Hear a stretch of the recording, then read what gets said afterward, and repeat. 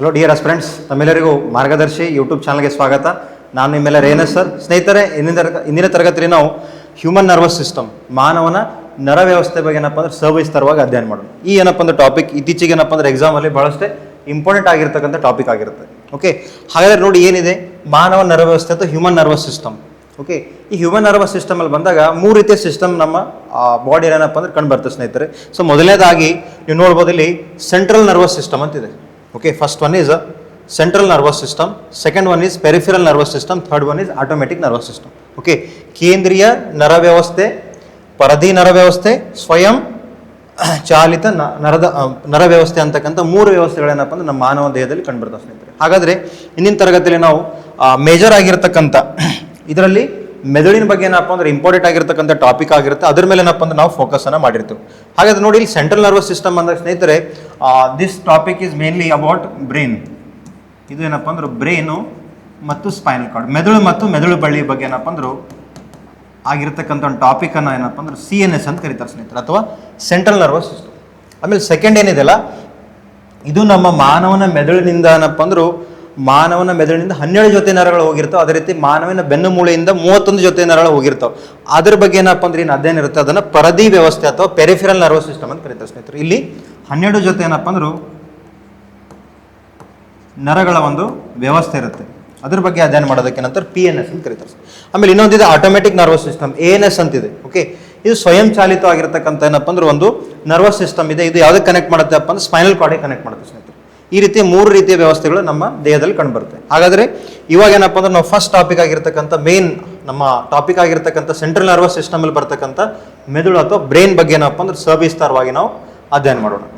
So ನೋಡಿ, brain ಅಂದ ತಕ್ಷಣ ನೀವು ಇಲ್ಲಿ ಚಿತ್ರದಲ್ಲಿ ಗಮನಿಸಬಹುದು, ಮಾನವನ ದೇಹದ ಅತ್ಯಂತ ಪ್ರಮುಖ ಅಂಗವಾಗಿರ್ತಕ್ಕಂಥ ಬ್ರೈನ್ ಅಥವಾ ಮೆದುಳಿನ ಬಗ್ಗೆ ಏನಪ್ಪ ಅಂದ್ರೆ ನಾವು ಇಂದಿನ ತರಗತಿಯಲ್ಲಿ ಅಧ್ಯಯನ ಮಾಡೋಣ. ಸೊ ನೀವು ಚಿತ್ರದಲ್ಲಿ ನೋಡ್ಬೋದು ಸ್ನೇಹಿತರೆ, ಇದೇನಿದೆಯಲ್ಲ ಮಾನವನ ಮೆದುಳಿನ ಚಿತ್ರ ಇದೆ. ಈ ಚಿತ್ರದಲ್ಲಿ ನೀವು ನೋಡ್ಬೋದು ಮಾನವನ ಮೆದುಳು. ಓಕೆ, ಈ ಮಾನವನ ಮೆದುಳು ಏನಪ್ಪ ಅಂದ್ರು ನ್ಯೂರೋ ಟ್ರಾನ್ಸ್ಮಿಟರ್ ಅಂತಕ್ಕಂಥ ಕೆಲವೊಂದು ನ್ಯೂರಾನ್ಲಿಂದ ಏನಪ್ಪ ಅಂದ್ರೆ ಆಗಿರ್ತದೆ ಸ್ನೇಹಿತರೆ. ಓಕೆ, ಈ ಬ್ರೈನ್ ಬಗ್ಗೆ ಏನಪ್ಪ ಅಂದ್ರೆ ಅಧ್ಯಯನ ಮಾಡ್ತಕ್ಕಂಥ ಶಾಖೆಯನ್ನ ಏನಂತ ಕರೀತಾರೆ ಅಂತ ಕರೀತಾರೆ ಸ್ನೇಹಿತರೆ. ಸೊ ನ್ಯೂರಾಲಜಿ ಅಂತ ಕರೀತಾರೆ ಸ್ನೇಹಿತರೆ. ಮಾನವನ ಮೆದುಳಿನ ಬಗ್ಗೆ ಅಧ್ಯಯನ ಮಾಡ್ತಕ್ಕಂಥ ಶಾಸ್ತ್ರವನ್ನು ನ್ಯೂರಾಲಜಿ, ಅದೇ ರೀತಿ ಆ ತಜ್ಞರನ್ನ ಏನಂತ ಕರೀತಾರಪ್ಪ ಅಂದ್ರೆ ನ್ಯೂರೋಲಾಜಿಸ್ಟ್ ಅಂತ ಕರೀತಾರೆ ಸ್ನೇಹಿತರೆ. ನ್ಯೂರೋಲಾಜಿಸ್ಟ್ ಅಂತ ಕರೀತಾರೆ. ಅದೇ ರೀತಿ ಈ ಮಾನವನ ಮೆದುಳಿನ ಅಂದ್ರೆ ಸ್ಕ್ಯಾನ್ ಮಾಡಬೇಕಾದ್ರೆ ಅಥವಾ ಫಂಕ್ಷನಿಂಗ್ ಆಫ್ ಬ್ರೈನ್ನ ಕಾರ್ಯವನ್ನು ನೋಡಲು ಒಂದು ಸ್ಕ್ಯಾನಿಂಗ್ ಮಾಡ್ತಾರೆ, EEG ಅಂತ ಮಾಡ್ತಾರೆ ಸ್ನೇಹಿತರೆ. ಎಲೆಕ್ಟ್ರೋ ಎನ್ಸೆಫಿಲೋಗ್ರಾಫ್ ಅಂತ ಮಾಡಿರ್ತಾರೆ. ಅದೇ ರೀತಿ ಆ ಸ್ಕ್ಯಾನ್ ಅಂದಾಗ MR ಅಂತಿದೆ. MRI means magnetic resonance imaging ಅಂತಿದೆ. ಓಕೆ, ಈ ರೀತಿ ಏನಪ್ಪ ಅಂದ್ರು ಸ್ಕ್ಯಾನ್ ಮಾಡಿರ್ಬೋದು ಅಥವಾ ಕಾರ್ಯಕ್ಷಮತೆ ನೋಡಲು ಬಳಸ್ತಾರೆ. ನೋಡಿ, ಸ್ಕ್ಯಾನಿಂಗ್ ಅಂದಾಗ MRI, ಕಾರ್ಯ ಅಂದಾಗ EEG means electroencephalograph. Okay, next ಮಾನವನಲ್ಲಿ ಏನಪ್ಪ ಅಂದ್ರೆ ಬುದ್ಧಿಶಕ್ತಿಗೆ ಕಾರಣ ಆಗಿರ್ತಕ್ಕಂಥ ಅಂಗ ಯಾವುದು ಅಂತ ಒಂದ್ಸರಿ PC ಎಕ್ಸಾಮ್ನ ಕೇಳಿದ ಸ್ನೇಹಿತರೆ. ಸೊ ಯಾವುದು? ಮೆದುಳು ನೋಡಿ ಸ್ನೇಹಿತರೆ. ಅದೇ ರೀತಿ ಮಾನವನ ಅಂಗದಲ್ಲಿ ಏನಪ್ಪ ಅಂದ್ರೆ ಅತ್ಯಂತ ಮಹತ್ವದಾಗಿರ್ತಕ್ಕಂಥ ಅಂಗ ಯಾವುದು ಅಂದಾಗ ಮೆದುಳು ನೋಡಿ ಸ್ನೇಹಿತರೆ. ಇಡೀ ನಮ್ಮ ಶರೀರವನ್ನ ನಿಯಂತ್ರಣ ಮಾಡ್ತಕ್ಕಂಥ ಒಂದು ಅಂಗ ಯಾವುದು ಅಂದ್ರೆ ಮೆದುಳು ನೋಡಿ ಸ್ನೇಹಿತರೆ. ಅದೇ ರೀತಿ ಮೆದುಳಿನ ತೂಕ ಎಷ್ಟಿರುತ್ತೆ ಸರ್? ಮೆದುಳಿನ ತೂಕ ನೋಡಿ ಆಲ್ಮೋಸ್ಟ್ 1350 ಗ್ರಾಮ್ಲಿಂದ 1400 ಗ್ರಾಮ್ ಏನಪ್ಪ ಅಂದ್ರೆ ಮೆದುಳಿನ ತೂಕ ಇರುತ್ತೆ ಸ್ನೇಹಿತರೆ. ಓಕೆ, ನೆಕ್ಸ್ಟ್ ಮೆದುಳನ್ನು ಸುತ್ತುವರಿದ ಮೂಳೆ ಯಾವುದು ಅಂತ ಕೇಳಿದ ಒಂದ್ಸರಿ ಎಕ್ಸಾಮ್ ಅಲ್ಲಿ. ಓಕೆ, ಮೆದುಳನ್ನು ಸುತ್ತುವರಿದ ಮೂಳೆ ಯಾವುದಪ್ಪ ಅಂದ್ರೆ ದಟ್ ಈಸ್ ಕ್ರೇನಿಯಲ್ ಅಂತಕ್ಕಂಥ ಮೂಳೆ ಇದೆ ಸ್ನೇಹಿತರೆ. ಓಕೆ, ಈ ಕ್ರೇನಿಯಲ್ ಅಂತಕ್ಕಂಥ ಮೂಳೆ ಏನಪ್ಪ ಅಂದ್ರೆ 8 ಭಾಗಗಳು ಡಿವೈಡ್ ಮಾಡಿದ್ದಾರೆ. ಇಲ್ಲಿ ನೋಡ್ಬೋದು ನೀವು, ಆಕ್ಸಿಪಿಟಲ್, ಪೆರಿಟಿಯಲ್, ಟೆಂಪರಲ್ ಮತ್ತು ಫ್ರಂಟಲ್ ಅಂತಕ್ಕಂಥ ಈ ರೀತಿ ಈ ಮೂಳೆಯಲ್ಲಿ ಏನಪ್ಪ ಅಂದ್ರೆ 8 ರೀತಿಯ ಮೂಳೆಗಳು ಕಂಡುಬರ್ತವೆ ಸ್ನೇಹಿತರೆ ಮಾನವನ ಮೆದುಳು. ಹಾಗಾದ್ರೆ ಏನ್ ಮಾಡುತ್ತೆ ಸರ್ ಇದು ಮೂಳೆ? ಓಕೆ, ನಮ್ಮ ತಲೆ ಏನಿದೆಲ್ಲ ಆಲ್ರೆಡಿ ತಲೆ ಬುರುಡೆ ಅಥವಾ ಸ್ಕಲ್ ಇಂದ ಆಗಿದೆ ಸ್ನೇಹಿತರೆ. ಈ ಸ್ಕಲ್ ಏನಪ್ಪ ಅಂದ್ರೆ ಪ್ರೊಟೆಕ್ಟ್ ಮಾಡಲ್ಲ ಏನಪ್ಪ ಅಂದ್ರೆ ಒಳಗಡೆ ಇರ್ತಕ್ಕಂಥ ಒಂದು ಮೂಳೆ ಇದೆ, ದಟ್ ಈಸ್ ಕ್ರೇನಿಯಲ್ ಅಂತಕ್ಕಂಥ ಮೂಳೆ ಸ್ನೇಹಿತರೆ. ನಮ್ಮ ತಲೆಗೆ ಹೊರಗಡೆ ಪೆಟ್ಟಾದಾಗ ಏನಪ್ಪ ಅಂದ್ರೆ ಅದನ್ನ ಪ್ರೊಟೆಕ್ಟ್ ಮಾಡೋಕೆ ಏನಪ್ಪ ಸಹಕಾರಿ ಆಗಿರ್ತಕ್ಕಂಥ ಮೂಳೆ ಯಾವ್ದು? ದಟ್ ಈಸ್ ಕ್ರೇನಿಯಲ್ ಅಂತಕ್ಕಂಥ ಮೂಳೆ. ಓಕೆ, ನೆಕ್ಸ್ಟ್ ನೀವು ನೋಡ್ಬೋದು ಮೆದುಳನ್ನು ಸುತ್ತುವರಿದ ಪೊರೆ ಯಾವುದು ಅಂತ ಕೇಳಿದೆ ಎಕ್ಸಾಮ್ ಅಲ್ಲಿ. ಸೊ ಮೆನೆಂಜಿಸ್ ಅಂತಕ್ಕಂಥ ಒಂದು ಪೊರೆ ಇದೆ ಸ್ನೇಹಿತರೆ. ಇದೇನು ಕ್ರೇನಿಯಲ್ ಇದೆಲ್ಲ, ಕ್ರೇನಿಯಲ್ ಒಳಗಡೆ ಏನಪ್ಪ ಅಂದ್ರೆ ಈ ಏನು ಒಳಭಾಗ ಇದೆಲ್ಲ, ಈ ಒಳಭಾಗದಲ್ಲಿ ಕಂಡು ಬರ್ತಕ್ಕಂಥ ಒಂದು ಪೊರೆ ಇದೆ ಸ್ನೇಹಿತರೆ. ಆ ಪೊರೆನ ಏನ್ ಕರೀತಾರೆ ಸ್ನೇಹಿತರೆ? ಮೆನೆಂಜಿಸ್ ಅಂತ ಕರೀತಾರೆ ಸ್ನೇಹಿತರೆ. ಮೆನೆಂಜಿಸ್ ಅಂತಕ್ಕಂಥ ಒಂದು ಪೊರೆ ಏನಪ್ಪ ಅಂದ್ರೆ ನಮ್ಮ ಮೆದುಳನ್ನ ಒಳಗಿಲಿಂದ ಸುತ್ತುವರಿತಕ್ಕಂಥ ಒಂದು ಪೊರೆ ಆಗಿದೆ. ಈ ಪೊರೆಯಲ್ಲಿ ನೀವು ನೋಡ್ಬೋದು, ಇಲ್ಲಿ ನೋಡಿ ಈ ಚಿತ್ರದಲ್ಲಿ ಇದೆ ಲೇಯರ್ಸ್ ಆಫ್ ಬ್ರೈನ್ ಅಂತ ಕೊಟ್ಟಿದ್ದಾನೆ. ಲೇಯರ್ಸ್ ಆಫ್ ಬ್ರೈನ್ ಅಲ್ಲಿ ಫಸ್ಟ್ ಏನ್ ಬರುತ್ತೆ ಸ್ನೇಹಿತರೆ? ಸ್ಕಲ್ ಅಂತ ಬರುತ್ತೆ. ಈ ಸ್ಕಲ್ ಏನಿದೆಲ್ಲ ಇದರಲ್ಲಿ ಕ್ರೇನಿಯಲ್ ಅಂತಕ್ಕಂಥ ಒಂದು ಮೂಳೆ ಕಂಡು ಬರುತ್ತೆ ಸ್ನೇಹಿತರೆ. ಆಮೇಲೆ ಈ ಕೆಳಗಡೆ ಇರತಕ್ಕಂಥ ಲೇಯರ್ ಇದಾವಲ್ಲ, dura matter, arachnoid matter, pia matter, white matter, grey matter, ಇವೆಲ್ಲ ಏನಪ್ಪ ಅಂದ್ರು ಇವೆಲ್ಲ ಯಾವ ಪೊರೆ ಸ್ನೇಹಿತರೆ? ಇವೆಲ್ಲ ಮೆನೆಂಜಿಸ್ ಅಂತಕ್ಕಂಥ ಪೊರೆ ನೋಡಿ, ಮೆನೆಂಜಿಸ್ ಅಂತಕ್ಕಂಥ ಪೊರೆ. ಮಾನವನ ಮೆದುಳಿಗೆ ಬಾಹ್ಯವಾಗಿ ಏನಪ್ಪ ಅಂದ್ರೆ ಆಘಾತ ಉಂಟಾದಾಗ ರಕ್ಷಣೆ ಕೊಡ್ತಕ್ಕಂಥ ಮೂಳೆ ಯಾವುದಂದ್ರೆ ಕ್ರೇನಿಯಲ್. ಅದೇ ರೀತಿ ಮಾನವನ ಮೆದುಳಿಗೆ ಆಂತರಿಕವಾಗಿ ಏನಪ್ಪ ಅಂದ್ರೆ ಪೆಟ್ಟನ ಆದಾಗ ಅಥವಾ ಆಘಾತ ಆದಾಗ ರಕ್ಷಣೆ ಕೊಡ್ತಕ್ಕಂಥ ಒಂದು ಪೊರೆ ಯಾವುದಂದ್ರೆ ಮೆನೆಂಜಿಸ್ ಅಂತಕ್ಕಂಥ ಪೊರೆ ನೋಡಿ ಸ್ನೇಹಿತರೆ. ಓಕೆ, ಮೆನೆಂಜಿಸ್ ಏನಪ್ಪ ಅಂದ್ರೆ ಒಂದು ಟ್ಯೂಬ್ ಲೈಕ್ ಸ್ಟ್ರಕ್ಚರ್ ಇರುತ್ತೆ ಸ್ನೇಹಿತರೆ. ಓಕೆ, ಎಷ್ಟೇ ಪ್ರೆಷರ್ಲಿಂದ ತಲೆಗೆ ಏನಪ್ಪ ಅಂದ್ರೆ ಪೆಟ್ಟಾದ್ರೂ ಒಳಗಿಂದ ಏನಪ್ಪ ಅಂದ್ರು ಈ ಪ್ರೆಷರ್ ಅನ್ನ ಏನಪ್ಪ ಅಂದ್ರು ಎಕ್ಸೆಪ್ಟ್ ಮಾಡ್ಕೊಂಡು ಏನಪ್ಪ ಅಂದ್ರು ಒಳಗಡೆ ಏನಪ್ಪ ಅಂದ್ರೆ ಪೆಟ್ಟಾಗ್ಲಾರ್ದು ಏನಪ್ಪ ಅಂದ್ರೆ ತಡಿತಕ್ಕಂಥ ಕಾರ್ಯ ಮಾಡ್ತಕ್ಕಂಥ ಒಂದು ಪೊರೆ ಯಾವುದಂದ್ರೆ ಮೆನೆಂಜಿಸ್ ನೋಡಿ ಸ್ನೇಹಿತರೆ, ಮೆನೆಂಜಿಸ್. ಓಕೆ, ಇತ್ತೀಚೆಗೆ ಮೆನೆಂಜೈಟಿಸ್ ಅಂತಕ್ಕಂಥ ಒಂದು ಕಾಯಿಲೆನೂ ಏನಪ್ಪ ಅಂದ್ರೆ ಭಾಳ ಕಾಮನ್ ಆಗಿದೆ ಇತ್ತೀಚೆಗೆ. ಮೆದುಳು ಜ್ವರ ಏನಾಗುತ್ತಲ್ಲ ಅದು ಯಾವ ಭಾಗಕ್ಕೆ ಆಗುತ್ತೆ ಅಂತ ಕೇಳಿದಾನೆ, ಮೆನೆಂಜಿಸ್ ಭಾಗಕ್ಕೆ ಆಗುತ್ತೆ ಸ್ನೇಹಿತರೆ. ನೆಕ್ಸ್ಟ್ ನಮ್ಮ ಮಾನವನ ದೇಹದಲ್ಲಿ ಏನಪ್ಪ ಅಂದ್ರೆ ಕ್ಯಾರೋಟೇಟ್ ರಕ್ತನಾಳ ಅಂತ ಕಂಡು ಬರುತ್ತೆ ಸ್ನೇಹಿತರೆ. ಯಾಕಂದ್ರೆ ನಮ್ಮ ಮಾನವನ ಮೆದುಳು ಇದೆಲ್ಲ ಇದು ನ್ಯೂರಾನ್ಲಿಂದ ಆಗಿದೆ ಸ್ನೇಹಿತರೆ. ಮಾನವನ ಮೆದುಳು ನ್ಯೂರಾನ್ಲಿಂದ ಆಗಿದೆ. ಆ ಕಾರಣಕ್ಕಾಗಿ ನ್ಯೂರಾನ್ ಏನಂತ ಕರೀತಾರೆ ಸ್ನೇಹಿತರೆ? ಮಾನವನ ಮೆದುಳಿನ ಕಾರ್ಯಾತ್ಮಕ ಮತ್ತು ರಚನಾತ್ಮಕ ಘಟಕ ಅಂತ ಕರೀತಾರೆ. ಕಾರ್ಯಾತ್ಮಕ ಮತ್ತು ರಚನಾತ್ಮಕ ಘಟಕ ಎಂದು ಕರೆಯುತ್ತಾರೆ ಸ್ನೇಹಿತರೆ. ನೆಕ್ಸ್ಟ್ ಈ ಮಾನವನ ಮೆದುಳಲ್ಲಿ ಏನಪ್ಪ ಸುಳ್ಳು ಪರೀಕ್ಷೆಯನ್ನು ಮಾಡಲು ಒಂದು ಮೆಥಡ್ ಇದೆ, ದಟ್ ಈಸ್ ಪಾಲಿಗ್ರಾಫಿ ಅಂತ ಕರೀತಾರೆ ಸ್ನೇಹಿತರೆ. ಪಾಲಿಗ್ರಾಫಿ ಅಂತ ಕರೀತಾರೆ. ಆಕ್ಚುಲಿ ಮಾನವನ ಮೆದುಳನ್ನ ಏನಪ್ಪ ಅಂದ್ರು 3 ರೀತಿಯಲ್ಲಿ ಏನಪ್ಪ ಅಂದ್ರು ಕಾನ್ಶಿಯಸ್, ಸಬ್ ಕಾನ್ಶಿಯಸ್, ಅನ್ಕಾನ್ಶಿಯಸ್. ಓಕೆ, ಮಾನವನ ಮೆದುಳನ್ನ ಸಬ್ ಕಾನ್ಶಿಯಸ್ ಕರೆದುಕೊಂಡು ಹೋದಾಗ ಅಲ್ಲಿ ಒಂದು ಪರೀಕ್ಷೆನ ಮಾಡ್ತಾರೆ, ಸುಳ್ಳು ಪರೀಕ್ಷೆ, ಪಾಲಿಗ್ರಾಫಿ ಅಂತ ಕರೀತಾರೆ ಸ್ನೇಹಿತರೆ. ಲೈಕ್ ನೀವೇನೆಲ್ಲ ಕ್ವಶನ್ ಕೇಳ್ತಾರೆ ಅದು ಕರೆಕ್ಟ್ ಉತ್ತರನ ಕೊಡ್ತಾನೆ ಆ ವ್ಯಕ್ತಿ. ಓಕೆ, ನೆಕ್ಸ್ಟ್ ಇತ್ತೀಚೆಗೆ ನಾರ್ಕೋ ಪರೀಕ್ಷೆನ ಮಾಡ್ತಾರೆ ಸ್ನೇಹಿತರೆ. ನಾರ್ಕೋ ಪರೀಕ್ಷೆ ಅಂತ ಮಾಡ್ತಾರೆ. ಸೊ ಅಲ್ಲಿ ಏನು ಬಳಸ್ತಾರೆ ಅಂತ ಕೇಳಿದಾನೆ, ಸೋಡಿಯಂ ಪೆಂಥಥಲನ್ನ ಬಳಸ್ತಾರೆ ಸ್ನೇಹಿತರೆ ನಾರ್ಕೋ ಪರೀಕ್ಷೆಯಲ್ಲಿ. ಓಕೆ, ಆಲ್ಮೋಸ್ಟ್ ಎಲ್ಲ ಈ ಸ್ಪೋರ್ಟ್ಸ್ ಪರ್ಸನ್ಸ್ ಎಲ್ಲ ಈ ಡ್ರಗ್ಸ್ ಎಲ್ಲ ತಗೋತಾರಲ್ಲ ಅವರಿಗೆ ಇಲ್ಲಿ ನಾರ್ಕೋ ಪರೀಕ್ಷೆನ ಮಾಡ್ತಾರೆ ಸ್ನೇಹಿತರೆ. ಅಲ್ಲಿ ಏನು ಬಳಸ್ತಾರೆ ಅಂದ್ರೆ ಸೋಡಿಯಂ ಪೆಂಥಥಲನ್ನ ಬಳಸ್ತಾರೆ. ಓಕೆ, ಇಲ್ಲಿ ನೋಡ್ಬೋದು ನೀವು ಈ ಮೆದುಳಿಂದ ಏನಪ್ಪ ಅಂದ್ರು ಇದು ಲೈಕ್ ಲೇಯರ್ ಆಗಿರ್ಬೋದು ಅಥವಾ ಮೂಳೆ ಬಗ್ಗೆ ಐತೆ ಮಾಹಿತಿ. ಓಕೆ, ಇವಾಗ ಈ ಮೆದುಳಿನಲ್ಲಿ ಭಾಗಗಳು ಕಂಡು ಬರ್ತವೆ ಸ್ನೇಹಿತರೆ. ಮಾನವನ ಮೆದುಳಿನ ಇದೆಲ್ಲ 3 ಭಾಗಗಳಿಂದ ಆಗಿದೆ ಸ್ನೇಹಿತರೆ. ಮಾನವನ ಮೆದುಳು 3 ಭಾಗಗಳಿಂದ ಆಗಿದೆ. ಸೊ ಇಲ್ಲಿ ನೋಡ್ಬೋದು ನೀವು ಚಿತ್ರದಲ್ಲಿ. ಸೊ ಮೊದಲನೇದು ಮುಮ್ಮೆದುಳು ಅಂತಿದೆ, ಮಧ್ಯ ಮೆದುಳು, ಇನ್ನೊಂದು ಹಿಮ್ಮೆದುಳು. ಓಕೆ, ಇದನ್ನ ಫಾರ್ ಬ್ರೈನ್ ಅಂತ ಕರೀತಾರೆ ಸ್ನೇಹಿತರೆ. FB means fore brain. Second one is ಮಧ್ಯ ಮೆದುಳು, mid brain. Third one is ಹಿಮ್ಮೆದುಳು, ದಟ್ ಈಸ್ ಹಿಂಡ್ ಬ್ರೈನ್ ಅಂತ ಕರೀತಾರೆ. HB means hind brain. ಈ ರೀತಿ 3 ಭಾಗಗಳಿದಾವೆ ಸ್ನೇಹಿತರೆ. ಆಮೇಲೆ ಮುಮ್ಮೆದುಳು ಏನಿದೆಲ್ಲ, ಮುಮ್ಮೆದುಳು. ಓಕೆ, ಮಾನವನ ದೇಹದಲ್ಲಿ ಏನಪ್ಪ ಅಂದ್ರೆ ಅತ್ಯಂತ ದೊಡ್ಡದಾಗಿರ್ತಕ್ಕಂಥ ಭಾಗ ಯಾವುದಂದ್ರೆ ಮುಮ್ಮೆದುಳು. ಈ ಮುಮ್ಮೆದುಳಲ್ಲಿ ಏನು ಕಂಡು ಬರುತ್ತೆ ಸರ್? ಇದರಲ್ಲಿ ಕಂಡು ಬರ್ತಕ್ಕಂಥ ನೋಡಿ ಸೆರಿಬ್ರಮ್ ಅಂತಿದೆ, ಥಲಾಮಸ್ ಅಂತಿದೆ, ಹೈಪೋಥಲಾಮಸ್ ಅಂತಿದೆ, ಅಥವಾ ಇನ್ನೊಂದು ಕಂಡು ಬರುತ್ತೆ ದಟ್ ಈಸ್ ಎಪಿಥಲಾಮಸ್ ಅಂತಿದೆ. ಎಪಿಥಲಾಮಸ್. ಈ ರೀತಿ ಏನಪ್ಪ ಅಂದ್ರು ಈ ಮುಮ್ಮೆದುಳದಲ್ಲಿ ಏನಪ್ಪ ಅಂದ್ರೆ 4 ರೀತಿಯ ಭಾಗಗಳು ಕಂಡು ಬರ್ತವೆ ಸ್ನೇಹಿತರೆ. ಅದೇ ರೀತಿ ಈ ಥಲಾಮಸ್, ಹೈಪೋಥಲಾಮಸ್, ಎಪಿಥಲಾಮಸ್ ಡಯನ್ ಸೆಫಿಲಾನ್ ಅಂತ ಕರೀತಾರೆ ಸ್ನೇಹಿತರೆ. ಡಯನ್ ಸೆಫೆಲಾನ್ ಅಂತಕ್ಕಂಥ ಒಂದು ಭಾಗ ಕಂಡು ಬರ್ತಾರೆ. ಆಕ್ಚುಲ್ ಆಗಿ 2, ಬಟ್ ಇದನ್ನ ಡಿವೈಡ್ ಮಾಡಿದಾಗ 4 ಆಗುತ್ತೆ ಸ್ನೇಹಿತರೆ. ಓಕೆ, ಅದೇ ರೀತಿ ಮಧ್ಯ ಮೆದುಳಲ್ಲಿ ಬಂದಾಗ ಮಧ್ಯ ಮೆದುಳಲ್ಲಿ ಕೂಡ ಕಾರಾಪುರ ಅಂತಿದೆ ಅಂಡ್ ಸೆರಿಬ್ರಲ್ ಪೆಂಡಕಲ್ಸ್ ಅಂತಿದೆ ಸ್ನೇಹಿತರೆ. ಓಕೆ, ಇವೇನಪ್ಪ ಅಂದ್ರು ಆಲ್ಮೋಸ್ಟ್ ಸೆನ್ಸರ್ ಆರ್ಗನ್ಸ್ ಏನಿದೆಲ್ಲ ಜ್ಞಾನೇಂದ್ರಿಯಗಳಿಂದ ಏನಪ್ಪ ಅಂದ್ರೆ ಗ್ರಹಿಸ್ತಕ್ಕಂಥ ಮಾಹಿತಿಯನ್ನ ಸೆರಿಬ್ರಮ್ಗೆ ರವಾನೆ ಮಾಡ್ತಕ್ಕಂಥ ಕೆಲಸ ಯಾವ್ದು ಮಾಡುತ್ತೆ ಅಂದ್ರೆ ಮಧ್ಯ ಮೆದುಳು. ಅದೇ ರೀತಿ ನೆಕ್ಸ್ಟ್ ಇದೆ ಹಿಮ್ಮೆದುಳು ಅಂತಿದೆ ಸ್ನೇಹಿತರೆ. ಸಿಮ್ಮೆದುಳು ಮೀನ್ಸ್ ಹಿಂಡ್ ಬ್ರೈನ್ ಅಂತಿದೆ, ಹಿಂಡ್ ಬ್ರೈನ್. ಓಕೆ, ಮಾನವನ ಏನಪ್ಪ ಅಂದ್ರು ಚಲನವಲನಕ್ಕೆ ಅಥವಾ ಮಾನವನ ಏನು ಬಾಡಿ ಇದೆಲ್ಲ ಶರೀರದನಪ್ಪ ಸಮತೋಲನ ಕಾಪಾಡಲು ಸಹಕಾರಿಯಾಗಿರ್ತಕ್ಕಂಥ ಮೆದುಳಿನ ಭಾಗ ಅಥವಾ ಮೆದುಳು ಯಾವುದು ಅಂದಾಗ ದಟ್ ಈಸ್ ಹಿಮ್ಮೆದುಳು ಅಂತ ಕರೀತಾರೆ ಸ್ನೇಹಿತರೆ. ಯಾವುದು? ಹಿಮ್ಮೆದುಳು. ಇದರಲ್ಲಿ ಕಂಡು ಬರ್ತಕ್ಕಂಥ ಭಾಗ ನೋಡಿ ಸೆರಿಬೆಲಮ್, ಮೆಡೆಲಾ ಆಮ್ಲಾಗೇಟ ಅಂಡ್ ಪೋನ್ಸ್ ಅಂತಿದೆ ಸ್ನೇಹಿತರೆ. ಓಕೆ, ಹಾಗಾದ್ರೆ ಇವಾಗ ಒಂದೊಂದು ಭಾಗವನ್ನು ಇನ್ ಡೀಟೇಲ್ ಆಗಿ ನೋಡೋಣ. ಓಕೆ, ಒಂದೊಂದು ಭಾಗವನ್ನು ಇನ್ ಡೀಟೇಲ್ ಆಗಿ ನೋಡೋಣ. ನೆಕ್ಸ್ಟ್, ಸೊ ಇಲ್ಲಿ ನೋಡ್ಬೋದು ನೀವು ಫಸ್ಟ್ ಒನ್ ಈಸ್ ಮುಮ್ಮೆದುಳು ಅಂತಿದೆ. ಫಸ್ಟ್ ಒನ್ ಈಸ್ ಮುಮ್ಮೆದುಳು, ಅಥವಾ ಇದನ್ನ ಫೋರ್ ಬ್ರೈನ್ ಅಂತ ಕರೀತಾರೆ ಸ್ನೇಹಿತರೆ. Four brain. ಓಕೆ, ಏನಿದೆ ಫೋರ್ ಬ್ರೈನ್ ಅಲ್ಲಿ? ಇಲ್ಲಿ ಚಿತ್ರದಲ್ಲಿ ನೋಡ್ಬೋದು ನೀವು. ಆಕ್ಚುಲಿ ಇದು ಚಿತ್ರ ಸ್ವಲ್ಪ ಇದೆ. ಇಲ್ಲಿ ನೀವು ಇನ್ನೊಂದು ಚಿತ್ರ ಇದೆ.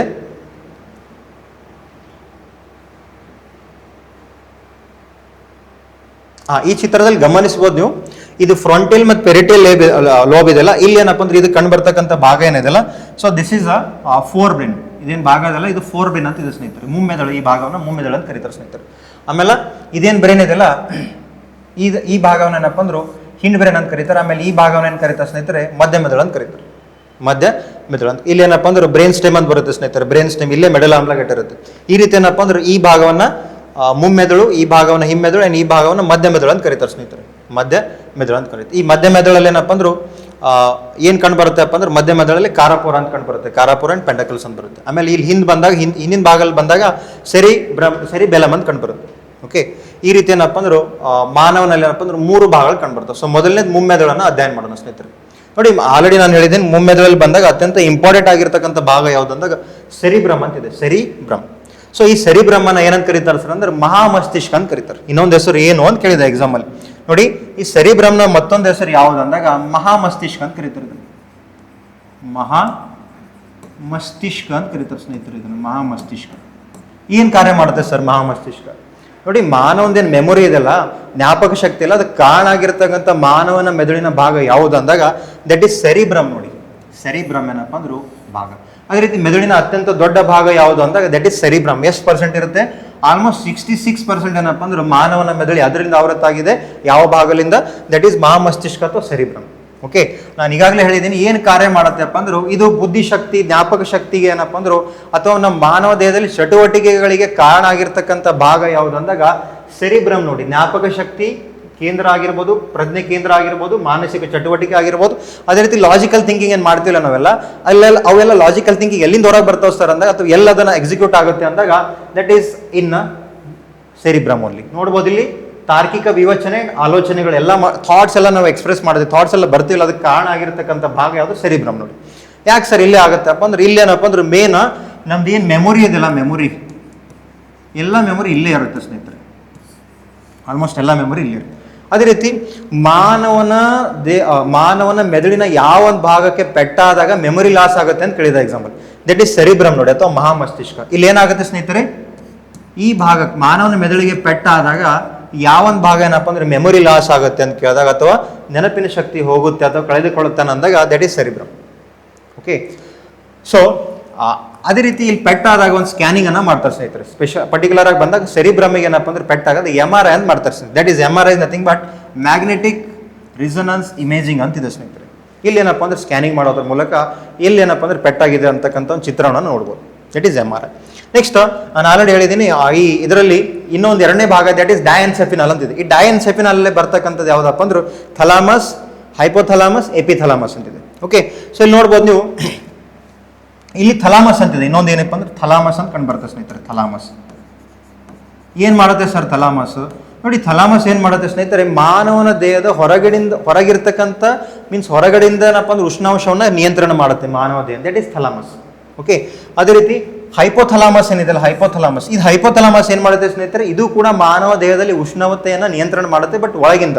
ಓಕೆ, ಇಂಟರ್ನಲ್ ಆಗಿ ಏನಪ್ಪ ಅಂದ್ರೆ ಉಷ್ಣಾಂಶವನ್ನ ನಿಯಂತ್ರಣ ಮಾಡುತ್ತೆ ಮಾನವ ದೇಹದ. ಯಾವುದು? ಹೈಪೋಥಲಾಮಸ್. ಅದೇ ರೀತಿ ಈ ಹೈಪೋಥಲಾಮಸ್ ಏನ್ ಮಾಡುತ್ತೆ, ನಿದ್ರೆಯನ್ನು ನಿಯಂತ್ರಿಸುತ್ತದೆ. ಅದೇ ರೀತಿ ಇಲ್ಲಿ ಒಂದು ಗ್ಲ್ಯಾಂಡ್ ಕಂಡು ಬರುತ್ತೆ, ದಟ್ ಈಸ್ ಪಿಟ್ಯೂಟರಿ ಗ್ಲ್ಯಾಂಡ್ ಅಂತ ಇದೆ ಸ್ನೇಹಿತರೆ. ಮಾನವ ದೇಹದಲ್ಲಿ ಏನಪ್ಪ ಅಂದ್ರೆ ಮೋಸ್ಟ್ ಪವರ್ಫುಲ್ ಗ್ಲ್ಯಾಂಡ್ ಯಾವುದಪ್ಪ ಅಂದ್ರೆ ಇಟ್ ಇಸ್ ಪಿಟ್ಯೂಟರಿ ಗ್ಲ್ಯಾಂಡ್. ಏನ್ ಮಾಡುತ್ತೆ ಇದು ಪಿಟ್ಯೂಟರಿ ಗ್ಲ್ಯಾಂಡ್? ಇಡೀ ನಮ್ಮ ಮಾನವನ ದೇಹದ ಪ್ರತಿಯೊಂದು ಅಂಗಾಂಗಗಳನ್ನೇನಪ್ಪ ಅಂದ್ರು ಕಂಟ್ರೋಲ್ ಅಥವಾ ನಿಯಂತ್ರಣದಲ್ಲಿ ಇಡ್ತಕ್ಕಂಥ ಒಂದು ಗ್ಲ್ಯಾಂಡ್ ಯಾವುದು, ಒಂದು ಗ್ರಂಥಿ ಯಾವುದು ಅಂದ್ರೆ ಪಿಟ್ಯೂಟರಿ ಗ್ಲ್ಯಾಂಡ್. ನೋಡಿ ಸ್ನೇಹಿತರೆ, ಇದು ಏನ್ ಮಾಡುತ್ತೆ ಸ್ನೇಹಿತರೆ, ಇಡೀ ಏನಪ್ಪ ಅಂದ್ರು ಎಲ್ಲ ಶರೀರವನ್ನು ನಿಯಂತ್ರಣ ಮಾಡುತ್ತೆ. ನೀರು ನಿಯಂತ್ರಣ, ಹಸಿವು ನಿಯಂತ್ರಣ, ಆಲ್ಮೋಸ್ಟ್ ಎಲ್ಲ ಪಿಟ್ಯೂಟರಿ ಗ್ಲ್ಯಾಂಡೇ ಮಾಡುತ್ತೆ. ಅದು ಎಲ್ಲಿ ಕಂಡು ಬರುತ್ತೆ ಅಂತ ಕೇಳಿದಾನೆ ಎಕ್ಸಾಂಪಲ್, ದಟ್ ಈಸ್ ಹೈಪೋಥಲಾಮಸ್ ಅಲ್ಲಿ ಕಂಡು ಬರುತ್ತೆ. ಹೈಪೋಥಲಾಮಸ್ ಅಲ್ಲಿ ಕಂಡು ಬರುತ್ತೆ. ನೆಕ್ಸ್ಟ್ ಇನ್ನೊಂದಿದೆ ಎಪಿಥಲಾಮಸ್ ಅಂತಿದೆ ಸ್ನೇಹಿತರೆ. ಎಪಿಥಲಾಮಸ್. ಓಕೆ, ಇದಕ್ಕೇನಪ್ಪ ಅಂದ್ರೆ ಮಾನವ ದೇಹದ 3ನೇ ಕಣ್ಣು ಅಂತ ಕರೀತಾರೆ ಸ್ನೇಹಿತರೆ. ಎಪಿಥಲಾಮಸ್ ಏನಂತ ಕರೀತಾರೆ ಸ್ನೇಹಿತರೆ? ಮಾನವ ದೇಹದ 3ನೇ ಕಣ್ಣು. ಅದೇ ರೀತಿ ಇದನ್ನ ಬಯಾಲಜಿಕಲ್ ಕ್ಲಾಕ್ ಅಂತ ಕರೀತಾರೆ, ಜೈವಿಕ ಗಡಿಯಾರ. ಮಾನವ ದೇಹದ ಜೈವಿಕ ಗಡಿಯಾರ ಯಾವುದು ಅಂದಾಗ ಎಪಿಥಲಾಮಸ್ ಏನಪ್ಪ ಅಂದ್ರೆ ಜೈವಿಕ ಗಡಿಯಾರ ಅಂತ ಕರೀತಾರೆ ಸ್ನೇಹಿತರೆ.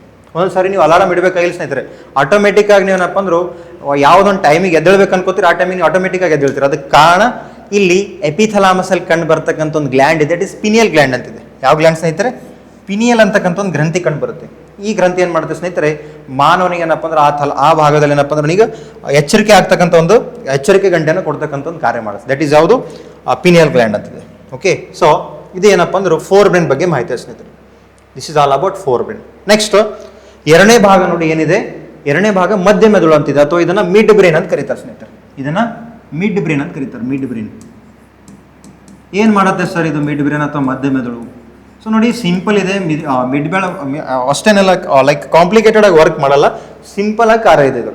ನಾವು ಜ್ಞಾನೇಂದ್ರಿಯದಿಂದ ಅಥವಾ ಸೆನ್ಸರಿ ಆರ್ಗನ್ಲಿಂದ ಏನೆಲ್ಲ ಮಾಹಿತಿ ಪಡಿತೇವಲ್ಲ, ಈ ಮಾಹಿತಿ ಎಲ್ಲ ಎಲ್ಲಿ ಹೋಗುತ್ತೆ ಸ್ನೇಹಿತರೆ? ಬ್ರೈನಿಗೆ ಹೋಗುತ್ತೆ. ಸೊ ಆ ಕನೆಕ್ಷನ್ ಎಸ್ಟಾಬ್ಲಿಷ್ ಮಾಡತಕ್ಕಂಥ ಕಾರ್ಯ ಏನಪ್ಪ ಅಂದ್ರೆ ಯಾವ ಮೆದುಳು ಮಾಡುತ್ತೆ ಅಂದಾಗ ದಟ್ ಈಸ್ ಮಧ್ಯ ಮೆದುಳು. ಓಕೆ, ಈ ಮಧ್ಯ ಮೆದುಳದಲ್ಲಿ ಎರಡು ಭಾಗಗಳು ಕಂಡು ಬರ್ತವೆ ಸ್ನೇಹಿತರೆ. ಮಧ್ಯ ಮೆದುಳಲ್ಲಿ ಕಂಡು ಬರ್ತಕ್ಕಂಥ ಭಾಗ ಯಾವುದಪ್ಪ ಅಂದ್ರೆ that is first one is corpora ಅಂತಿದೆ ಸ್ನೇಹಿತರೆ. First one is corpora. ಏನ್ ಮಾಡುತ್ತೆ ಸ್ನೇಹಿತರೆ ಇದು ಕಾರಾಪೋರ? ಈ ಕಾರಾಪೋರ ನೋಡಿ ನಾವು ಕಣ್ಣಿನಿಂದ ನೋಡಿದ ಅಂಡ್ ಕಿವಿಯಿಂದ ಆಲಿಸಿದ, ಕಣ್ಣಿನಿಂದ ನೋಡಿದ ಚಿತ್ರಗಳಾಗಿರ್ಬೋದು ಅಂಡ್ ಕಿವಿಯಿಂದ ಆಲಿಸಿದ ಮಾತುಗಳಾಗಿರ್ಬೋದು, ಇವುಗಳನ್ನೆಲ್ಲ ಏನಪ್ಪ ಅಂದ್ರು ಯಾವುದಕ್ಕೆ ರವಾನೆ ಮಾಡ್ತೇವಪ್ಪ ಅಂದ್ರು ಸೆರಿಬ್ರಮ್ಗೆ ಏನಪ್ಪ ಅಂದ್ರು ಈ ಮಾಹಿತಿ ಏನು ಮಾಡುತ್ತೆ ಸ್ನೇಹಿತರೆ, ಈ ಮಾಹಿತಿ ಅಥವಾ ಈ ಸಂದೇಶವನ್ನ ಕಳುಹಿಸುವ ಕಾರ್ಯ ಯಾವ್ದು ಮಾಡುತ್ತೆ ಅಪ್ಪ ಅಂದ್ರೆ ಕಾರಾಪೋರ. ನೋಡಿ ನಾನಿವಾಗ ಕಣ್ಣಿಲಿ ನೋಡ್ತಾ ಇದ್ದೀನಿ ಚಿತ್ರಣವನ್ನು, ನೋಡಿದಾಗ ಇವೆಲ್ಲ ನೋಡಿರ್ತಕ್ಕಂಥ ದೃಶ್ಯಗಳೆಲ್ಲ ನಮ್ಮ ಬ್ರೈನಿಗೆ ಏನಪ್ಪ ಅಂದ್ರೆ ಪಾಸ್ ಆಗ್ತದೆ ಸ್ನೇಹಿತರೆ. ಓಕೆ, ಇಲ್ಲಿ ಈ ನರ್ವ್ ಸೆಲ್ಸ್ ಮೂಲಕ ಏನಪ್ಪ ಅಂದ್ರೆ ಏನಾಗುತ್ತೆ ಸ್ನೇಹಿತರೆ, ಈ ಕಾರಾಪೋರ ಏನ್ ಮಾಡುತ್ತೆ ಕಣ್ಣಿನಿಂದ ಕಿವಿಯಿಂದ ಎಲ್ಲ ಏನಪ್ಪ ಅಂದ್ರೆ ಮಾಹಿತಿ ಈ ಸೆರಿಬ್ರಮ್ಗೆ ಕಳಿಸುತ್ತೆ. ಯಾಕೆ ಸರ್ ಸೆರಿಬ್ರಮ್ಗೆ ಕಳಿಸುತ್ತೆ ಅಂದ್ರೆ, ಸೆರಿಬ್ರಮ್ ಆಲ್ರೆಡಿ ನಾನು ಇವಾಗಲೇ ಹೇಳಿದ್ದೀನಿ, ಈ ಸೆರಿಬ್ರಮ್ಮಲ್ಲೇ ಎಲ್ಲಾ ಮಾಹಿತಿ, ಈ ಸೆರಿಬ್ರಮ್ಮಲ್ಲೇ ಎಲ್ಲಾ ಜ್ಞಾಪಕ ಶಕ್ತಿ, ಎಲ್ಲಾ ಮೆಮೊರಿ ಏನಪ್ಪ ಅಂದ್ರೆ ಎಲ್ಲಿರುತ್ತೆ ಸ್ಟೋರ್ ಆಗಿರುತ್ತಪ್ಪ ಅಂದ್ರೆ ಸೆರಿಬ್ರಮ್. ಆ ಕಾರಣಕ್ಕಾಗಿ ಈ ಕಾರಾಪೋರ ಕಾರ್ಯ ಏನಪ್ಪ ಅಂದ್ರೆ ಇಷ್ಟ ಆಗಿರುತ್ತೆ ನೋಡಿ ಸ್ನೇಹಿತರೆ. Next it is second one is ಯಾವುದಪ್ಪ ಅಂದ್ರೆ ಸೆಕೆಂಡ್ ಒನ್ ಈಸ್ ಸೆರಿಬ್ರಲ್ ಪೆಂಡಕಲ್ಸ್ ಅಂತಿದೆ ಸ್ನೇಹಿತರೆ. ಸೆರಿಬ್ರಲ್ ಪೆಂಡಕಲ್ಸ್ ಏನ್ ಮಾಡುತ್ತೆ ಸರ್ ಇದು ಸೆರಿಬ್ರಲ್ ಪೆಂಡಕಲ್ಸ್? ನೋಡಿ ಸೆರಿಬ್ರಲ್ ಪೆಂಡಕಲ್ ಸಿಂಪಲ್ ಇದೆ. ಈ ಬ್ರೈನ್ ಇದಿಲ್ಲ, ಮಾನವನ ಮೆದುಳಿನಲ್ಲಿರ್ತಕ್ಕಂಥ ನರಗಳನ್ನ ಈ ಸ್ಪೈನಲ್ ಕಾರ್ಡ್ ಜೊತೆ ಏನಪ್ಪ ಅಂದ್ರೆ ಕನೆಕ್ಟ್ ಮಾಡ್ತಕ್ಕಂಥ ಕಾರ್ಯ ಯಾವ್ದು ಮಾಡುತ್ತೆ ಅಂದಾಗ ದಟ್ ಈಸ್ ಪೆಂಡಕಲ್ಸ್. ಸೆರಿಬ್ರಲ್ ಪೆಂಡಕಲ್ಸ್ ಏನ್ ಮಾಡುತ್ತೆ ಸ್ನೇಹಿತರೆ, ಅನುಮಸ್ತಿಷ್ಕದಿಂದ ಮೆದುಳು ಬಳ್ಳಿಗೆ ಏನಪ್ಪ ಅಂದ್ರೆ ಸಂದೇಶವನ್ನು ಕಳಿಸ್ತಕ್ಕಂಥ ಕಾರ್ಯ ಮಾಡುತ್ತೆ. ಅನುಮಸ್ತಿಷ್ಕ ಅಂದ್ರೆ ಏನು ಸರ್? ಸಿಂಪಲ್ ಆಗಿ ನೆನಪಿಡ್ಬೇಕು ಸ್ನೇಹಿತರೆ, ಇದು ಅನುಮಸ್ತಿಷ್ಕ ಮೀನ್ಸ್ ಸೆರಿಬೆಲಮ್ ಅಂತ ಬರುತ್ತೆ ಸರ್. ಈ ಸೆರಿಬೆಲಮ್ ಮತ್ತು ಸ್ಪೈನಲ್ ಕಾರ್ಡ್ ಅನ್ನ ಕನೆಕ್ಟ್ ಮಾಡ್ತಕ್ಕಂಥ ಕಾರ್ಯ, ಸೆರಿಬೆಲಮ್ ಮತ್ತು ಸ್ಪೈನಲ್ ಕಾರ್ಡ್ ಅನ್ನು ಕನೆಕ್ಟ್ ಮಾಡ್ತಕ್ಕಂಥ ಕಾರ್ಯ ಯಾವ್ದು ಮಾಡುತ್ತೆ ದಟ್ ಈಸ್ ಸೆರೆಬ್ರಲ್ ಪೆಂಡಕಲ್ಸ್ ನೋಡಿ ಸ್ನೇಹಿತರೆ. ಓಕೆ, ಆಮೇಲೆ ಮಾನವನ ಮೆದುಳಿನಲ್ಲಿ ಅತ್ಯಂತ ಚಿಕ್ಕ ಭಾಗ ಯಾವುದು ಅಂತ ಕೇಳಿದಾಗ ದಟ್ ಈಸ್ ಸೆರಿಬ್ರಲ್ ಪೆಂಡಕಲ್ಸ್ ನೋಡ್ರಿ. ಮೆದುಳಿನಲ್ಲಿ ಅತ್ಯಂತ ಚಿಕ್ಕ ಭಾಗ ಇದೇ ನೋಡಿ ಸೆರೆಬ್ರಲ್ ಪೆಂಡಕಲ್ ನೋಡಿ. ಇದು ಕೂಡ ಬಹಳಷ್ಟು ರಿಪೀಟ್ ಆಗಿರ್ತಕ್ಕಂಥ ಕ್ವಶನ್ ಇದೆ. ಓಕೆ, ಈ ಚಿತ್ರದಲ್ಲಿ ನೋಡ್ಬೋದು ನೀವು ಮಧ್ಯ ಮೆದುಳಿನ ಬಗ್ಗೆ ಏನಪ್ಪ ಅಂದ್ರೆ ಇಲ್ಲಿ ಕೊಟ್ಟಿದ್ದಾರೆ ನೋಡಿ. So exam point of view ಇದು ಕೂಡ ಇಂಪಾರ್ಟೆಂಟ್ ನೋಡಿ. ನೆಕ್ಸ್ಟ್ ಥರ್ಡ್ ಒನ್ ಈಸ್ ಹಿಮ್ಮೆದುಳು ಅಂತಿದೆ ಸ್ನೇಹಿತರೆ. ಮೂರನೇದಾಗಿರ್ತಕ್ಕಂಥ ಮೆದುಳಿನ ಮೂರನೇ ಭಾಗ ಯಾವುದಂತ ದಟ್ ಈಸ್ ಹಿಮ್ಮೆದುಳು ಅಂತಿದೆ ಸ್ನೇಹಿತರೆ. ಹಿಮ್ಮೆದುಳು ಅಥವಾ ಇದನ್ನ ಹಿಂಡ್ ಬ್ರೈನ್ ಅಂತ ಕರೀತಾರೆ ಸ್ನೇಹಿತರೆ. HB ಅಥವಾ ಹಿಂಡ್ ಬ್ರೈನ್.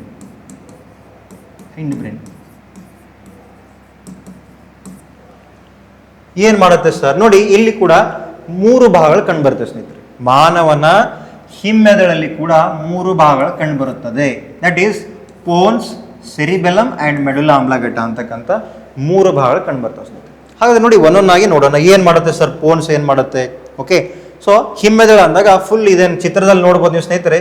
ಇದೇನು ಫುಲ್ ಈ ಭಾಗ ಏನಿದೆಲ್ಲ ಈ ಭಾಗ ಏನಪ್ಪ ಅಂದ್ರು ಹಿಮ್ಮೆದುಳು ನೋಡಿ ಈ ಭಾಗ.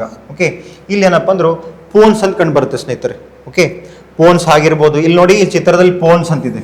ಓಕೆ, ಹಾಗಾದ್ರೆ ಪೋನ್ಸ್ನ ಕಾರ್ಯ ಏನು? ಪೋನ್ಸ್ ಏನ್ ಮಾಡುತ್ತೆ ಸರ್? ನೋಡಿ ಪೋನ್ಸ್ನ ಕಾರ್ಯ ಏನಪ್ಪ ಅಂದ್ರು ವೆರಿ ಇಂಪಾರ್ಟೆಂಟ್. ಇದು ಪೋನ್ಸ್ ಏನ್ ಮಾಡುತ್ತೆ ಸ್ನೇಹಿತರೆ, cerebellum and cerebrum and spinal cord ಮೂರನ್ನ ಕನೆಕ್ಟ್ ಮಾಡ್ತಕ್ಕಂಥ ಕಾರ್ಯ ಯಾವ್ದು ಮಾಡುತ್ತೆ ದಟ್ ಇಸ್ ಪೋನ್ಸ್ ನೋಡಿ. ಇಲ್ಲಿ ನೋಡ್ಬೋದು ನೀವು ಚಿತ್ರದಲ್ಲಿ ಇದೇನು ಪೋನ್ಸ್ ಇದೆಯಲ್ಲ, ಈ ಪೋನ್ಸ್ ಏನ್ ಮಾಡುತ್ತೆ ಸ್ನೇಹಿತರೆ, ಮಹಾಮಸ್ತಿಷ್ಕ, ಅನುಮಸ್ತಿಷ್ಕ ಮತ್ತು ಸ್ಪೈನಲ್ ಕಾರ್ಡ್ ಮೂರನ್ನ ಜಾಯಿಂಟ್ ಮಾಡ್ತಕ್ಕಂಥ ಕಾರ್ಯ ಯಾವ್ದು ಮಾಡುತ್ತೆ ದಟ್ ಈಸ್ ಪೋನ್ಸ್ ನೋಡಿ. ಇಲ್ಲಿ ನೋಡ್ಬೋದು ನೀವು ಮಹಾಮಸ್ತಿಷ್ಕ, ಅನುಮಸ್ತಿಷ್ಕ ಹಾಗೂ ಮೆಡುಲಾ ಆಮ್ಲಘಟ್ಟ ಏನ್ ಮಾಡುತ್ತೆ ಸರ್ ಇದು ನೋಡಿ. ಸಿಂಪಲ್ ಆಗಿ ಇಲ್ಲಿ ಬರಿತೀನಿ ನಾನು,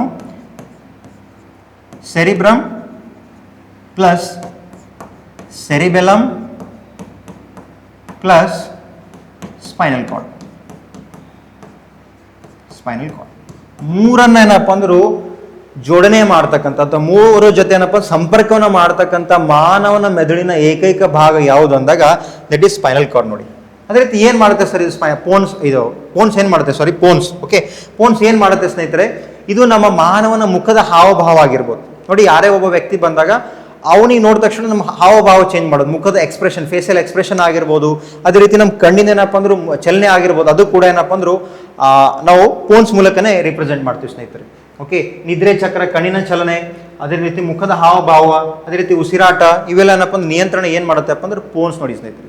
ಸ್ಪೆಷಲಿ ಪೋನ್ಸ್ ಯಾರಲ್ಲಿ ಅತಿ ಹೆಚ್ಚಾಗಿ ಆಕ್ಟಿವ್ ಇರುತ್ತೆ ಅಂದ್ರೆ ಸ್ಪೆಷಲಿ ಇವ್ರು ಯಾರು ಡಾನ್ಸರ್ ಇರ್ತಾರಲ್ಲ ಭರತನಾಟ್ಯ ಮಾಡ್ತಕ್ಕಂಥವ್ರು ಇರ್ಬೋದು, ಅಥವಾ ಆಕ್ಟರ್ಸ್ ಆಗಿರ್ಬೋದು, ಅಥವಾ ಕ್ರಿಕೆಟರ್ಸ್ ಆಗಿರ್ಬೋದು, ಇವ್ರದೆಲ್ಲ ಏನಪ್ಪ ಅಂದ್ರು ಫೋನ್ಸ್ ಭಾಳ ತುಂಬ ಆಕ್ಟಿವ್ ಆಗಿರ್ತಾವೆ ಸ್ನೇಹಿತರೆ. ಆ ಕಾರಣಕ್ಕಾಗಿ ಇವ್ರೇನಪ್ಪ ಅಂದ್ರು ಚಲೋ ಡಾನ್ಸ್ ಪರ್ಫಾರ್ಮೆನ್ಸ್ ಮಾಡ್ತಾರೆ ಸ್ನೇಹಿತರೆ. ನೀವು ಸ್ಪೆಷಲಿ ಭರತನಾಟ್ಯಂ ನೋಡ್ಬೋದು, ಹ್ಯಾಂಡ್ಸ್ ಮೂವ್ಮೆಂಟ್ ಆಗಿರ್ಬೋದು, ಅಥವಾ ಐಸ್ದು ಏನಪ್ಪ ಅಂದ್ರೆ ಮೂವ್ಮೆಂಟ್ ಆಗಿರ್ಬೋದು, ಎಲ್ಲ ಭಾಳ ಅಚ್ಚುಕಟ್ಟಾಗಿ ಮಾಡಿರ್ತಾರೆ ಸ್ನೇಹಿತರೆ. ಅದಕ್ಕೆ ಕಾರಣ ಆ ವ್ಯಕ್ತಿಗಳಲ್ಲಿ ಫೋನ್ಸ್ ತುಂಬ ಆಕ್ಟಿವ್ ಆಗಿರ್ತವೆ ಸ್ನೇಹಿತರೆ, ತುಂಬ ಆಕ್ಟಿವ್ ಆಗಿರ್ತಾವೆ. ಆ ಕಾರಣಕ್ಕೆ ಅವರೆಲ್ಲ ಚಲೋ ಪರ್ಫಾರ್ಮೆನ್ಸನ್ನು ಮಾಡಿರ್ತಾರೆ ಸ್ನೇಹಿತರೆ.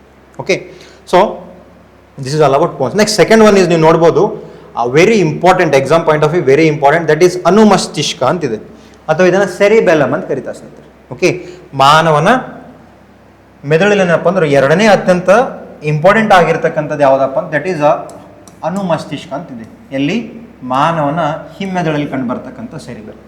ಏನು ಮಾಡುತ್ತೆ ಸರ್ ಇದು ಸೆರಿಬೆಲಮ್? ನೋಡಿ, ಮಾನವನ ದೇಹಕ್ಕೆ ಚಲನೆ ಮಾಡಲು, ಅದೇ ರೀತಿ ಮಾನವ ದೇಹದ ಸಮತೋಲನವನ್ನು ಕಾಪಾಡಲು ಅತ್ಯಂತ ಸಹಕಾರಿಯಾಗಿರ್ತಕ್ಕಂಥ ಮಾನವನ ಮೆದುಳಿನ ಭಾಗ ಯಾವುದಪ್ಪ ದಟ್ ಈಸ್ ಅನುಮಸ್ತಿಷ್ಕ ಅಥವಾ ಸೆರಿಬೆಲಮ್. ನೋಡಿ, ಇದು ಶರೀರದ ಸಮತೋಲನವನ್ನು ಕಾಪಾಡುತ್ತೆ ಸ್ನೇಹಿತರೆ, ಶರೀರದ ಸಮತೋಲನವನ್ನು ಕಾಪಾಡುತ್ತದೆ. ಅದೇ ರೀತಿ ಸ್ನಾಯುಗಳ ಜೊತೆಗೆ ಹೊಂದಾಣಿಕೆಯನ್ನು ಮಾಡ್ತದೆ ಸ್ನೇಹಿತರೆ. ಸ್ನಾಯು ಏನಿದೆಯಲ್ಲ, ಆ ಸ್ನಾಯುಗಳ ಜೊತೆ ಏನಪ್ಪ ಅಂದ್ರೆ ಹೊಂದಾಣಿಕೆ ಮಾಡಲು ಸಹಕಾರಿಯಾಗಿರ್ತಕ್ಕಂಥ ಒಂದು ಅಂಗ ಯಾವುದು ಅಥವಾ ಭಾಗ ಯಾವುದು ಅಂದ್ರೆ ದಟ್ ಈಸ್ ಸೆರಿಬೆಲಮ್. ನೋಡಿ, ಅದೇ ರೀತಿ ಆಲ್ಮೋಸ್ಟ್ ಏನಪ್ಪ ಅಂದ್ರೆ ಆಕ್ಸಿಡೆಂಟ್ ಆದಾಗ ಅಥವಾ ಈ ಬೆನ್ನು ಹುರಿಗೆ ಏನಪ್ಪ ಅಂದ್ರೆ ಪೆಟ್ಟಾದಾಗ ಮಾನವನ ದೇಹದ ಯಾವ ಒಂದು ಅಂಗ, ಮಾನವನ ಮೆದುಳಿನ ಯಾವ ಒಂದು ಭಾಗ ಏನಪ್ಪ ಅಂದ್ರೆ ಆಘಾತಕ್ಕೊಳಗಾಗ್ತದಪ್ಪ ಅಂದ್ರೆ ದಟ್ ಈಸ್ ಸೆರಿಬೆಲಮ್. ನೋಡಿ, ಇಲ್ಲಿ ನೋಡಿ, ಬೆನ್ನು ಹುರಿಗೆ ಆಘಾತವಾದಾಗ ಸೆರಿಬೆಲಮ್ ಏನಪ್ಪ ಅಂದ್ರೆ ತೊಂದರೆಗೆ ಒಳಗಾಗ್ತದೆ ಸ್ನೇಹಿತರೆ, ಸೆರಿಬೆಲಮ್ ತೊಂದರೆಗೆ ಒಳಗಾಗುತ್ತೆ ಸ್ನೇಹಿತರೆ. ಅದೇ ರೀತಿ ಮಧ್ಯದ ಅಮಲಿನಲ್ಲಿರ್ತಕ್ಕಂಥ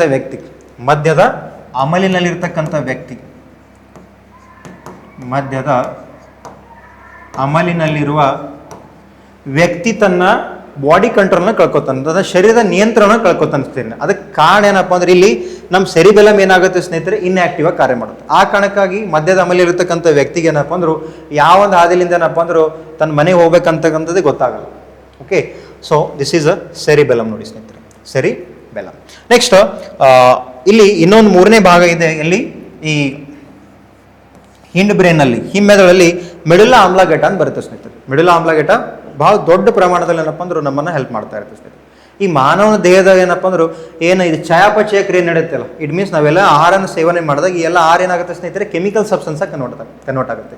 ಸೊ ಅದನ್ನ ಮೆಟಾಬೋಲಿಸಮ್ ಅಂತ ಕರೀತಾರೆ, ಮೆಟಾಬೋಲಿಸಮ್. ಈ ಮೆಟಾಬೋಲಿಸಮ್ ಆಗಲ್ಲ ಏನಪ್ಪ ಅಂದ್ರೆ ಅತ್ಯಂತ ಸಹಕಾರಿಯಾಗಿರ್ತಕ್ಕಂಥ ಮೆಟಾಬೋಲಿಸಮ್ ಏನಪ್ಪ ಸಹಕಾರಿ. ಇದನ್ನ ಏನ್ ಕರೀತಾರಪ್ಪ ಅಂದ್ರು ಚಯಾಪಚಯ ಕ್ರಿಯೆ ಅಂತ ಕರೀತಾರೆ ಸ್ನೇಹಿತರೆ.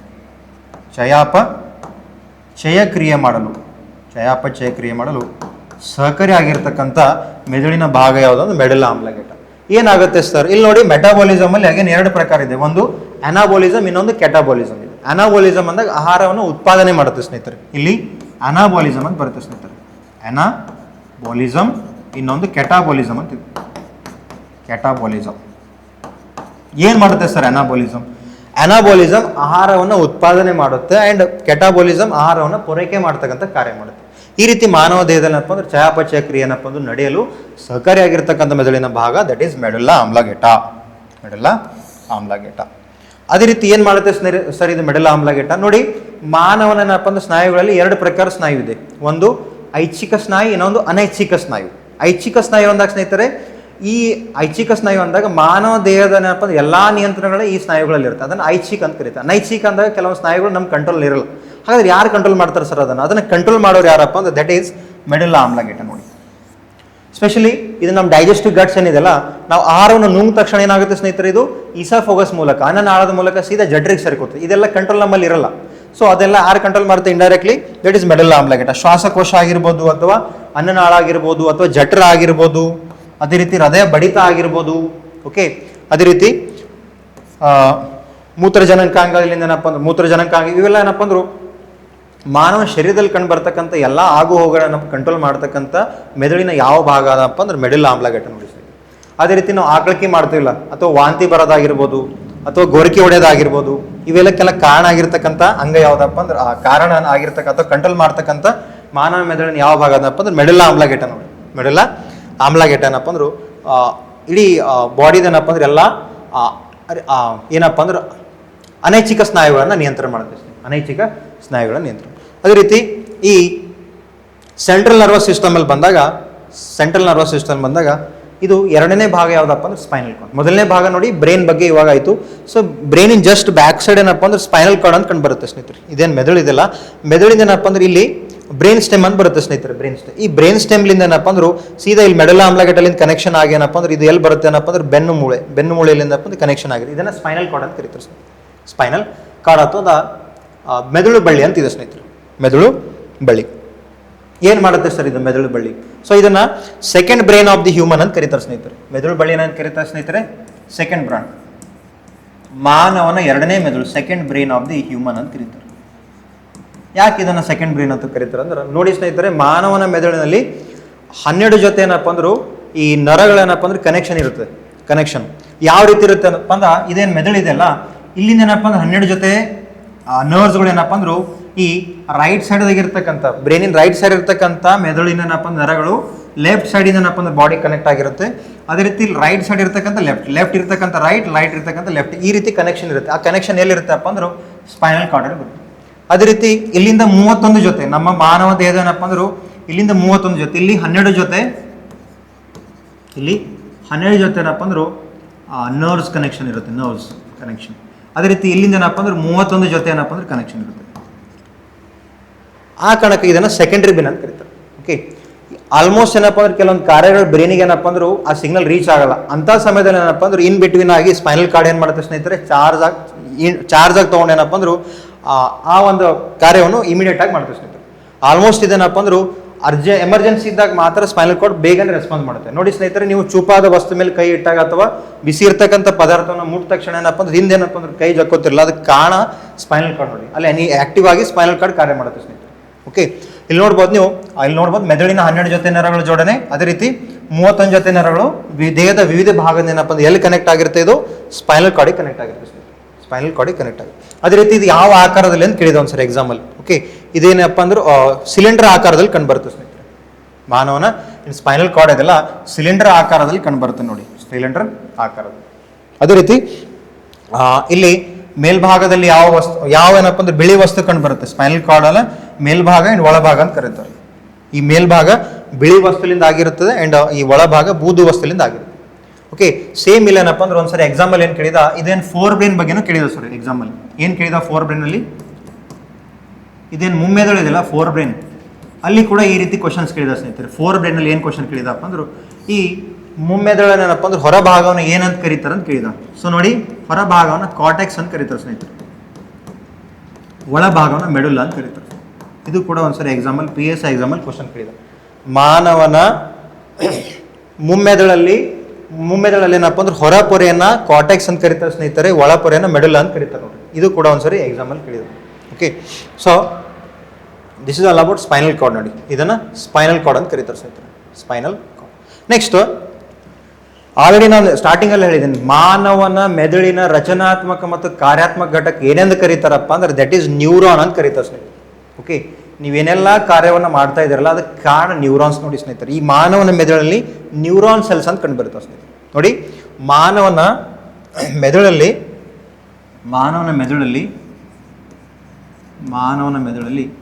2 ಪ್ರಕಾರದ ಸೆಲ್ಸ್ ಕಂಡು ಬರ್ತವೆ ಸ್ನೇಹಿತರೆ. ಒಂದು ನರ್ವ್ ಸೆಲ್ಸು, ಇನ್ನೊಂದು ಗ್ಲೇಲಿಯಲ್ ಸೆಲ್ಸ್ ಅಂತ ಕಂಡು ಬರ್ತವೆ. ಗ್ಲೇಲಿಯಲ್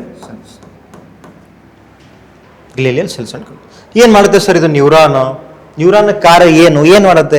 ಅದೇ ರೀತಿ ನ್ಯೂರಾನ್ ಅಂತ ಏನಿದೆಪ್ಪ, ನರ್ವ್ ಸೆಲ್ಸ್ ಏನಿದೆ ಸ್ನೇಹಿತರೆ, ಮಾನವ ದೇಹದ ಅತ್ಯಂತ ಉದ್ದವಾದ ಕೋಶ ಯಾವುದಪ್ಪ, ಜೀವಕೋಶ ಯಾವುದಂದಪ್ಪ, ನರ್ವ್ ಸೆಲ್ಸ್ ನೋಡಿ. ಸೊ ಇವೆಲ್ಲ ಏನು ಟ್ರಾನ್ಸ್ಮಿಷನ್ ನಮ್ಮ ಬ್ರೈನಲ್ಲಿ ಎಲ್ಲ ಮಾಹಿತಿಯನ್ನು ಬರ್ತಾ ಇದೆಯಲ್ಲ, ಇವೆಲ್ಲ ನ್ಯೂರೋ ಟ್ರಾನ್ಸ್ಮಿಟರ್ ಅಂತ ಇದೆ ಸ್ನೇಹಿತರೆ. ವಿದ್ಯುದಾವೇಶ ಕಣಗಳನ್ನು ರಾಸಾಯನಿಕ ಕಣಗಳಾಗಿ ಕನ್ವರ್ಟ್ ಮಾಡ್ತಕ್ಕಂಥ ಕಾರ್ಯ ಯಾವ್ದು ಮಾಡುತ್ತೆ, ದಟ್ ಈಸ್ ನ್ಯೂರಾನ್ ನೋಡಿ. ಓಕೆ, ಅದೇ ರೀತಿ ಮಾನವ ದೇಹದ ಅತ್ಯಂತ ಚಿಕ್ಕ ಘಟಕ ಯಾವುದು ಅಂದಾಗ ನ್ಯೂರಾನ್ ನೋಡಿ. ಮಾನವ ದೇಹದ ಅತ್ಯಂತ ಚಿಕ್ಕ ಘಟಕ ನ್ಯೂರಾನ್. ಇಲ್ಲಿ ಚಿತ್ರದಲ್ಲಿ ನೋಡ್ಬೋದು ನೀವು, ನ್ಯೂರಾನ್ ಇದೆ ಚಿತ್ರದಲ್ಲಿ. ಈ ನ್ಯೂರಾನ್ ನಲ್ಲಿ ಏನಪ್ಪ ಅಂದ್ರೆ ಅಂದಾಗ 3 ಭಾಗಗಳು ಇದಾವೆ ಸ್ನೇಹಿತರೆ. ಮೊದಲನೇ ಭಾಗ ಡೆಂಡ್ರೈಟ್ಸ್ ಅಂತಿದೆ ಸ್ನೇಹಿತರೆ. ಮೊದಲನೇ ಭಾಗ ಯಾವುದು? ಡೆಂಡ್ರೈಟ್ಸ್ ಅಂತಿದೆ. ಮೊದಲನೇ ಭಾಗ ಡೆಂಡ್ರೈಟ್ಸ್. ಏನು ಸರ್ ಇದು ಡೆಂಡ್ರೈಟ್ಸ್? ಸೆಲ್ ಬಾಡಿ ಅಂಡ್ ಆಕ್ಸೋನ್ ಅಂತಿದೆ.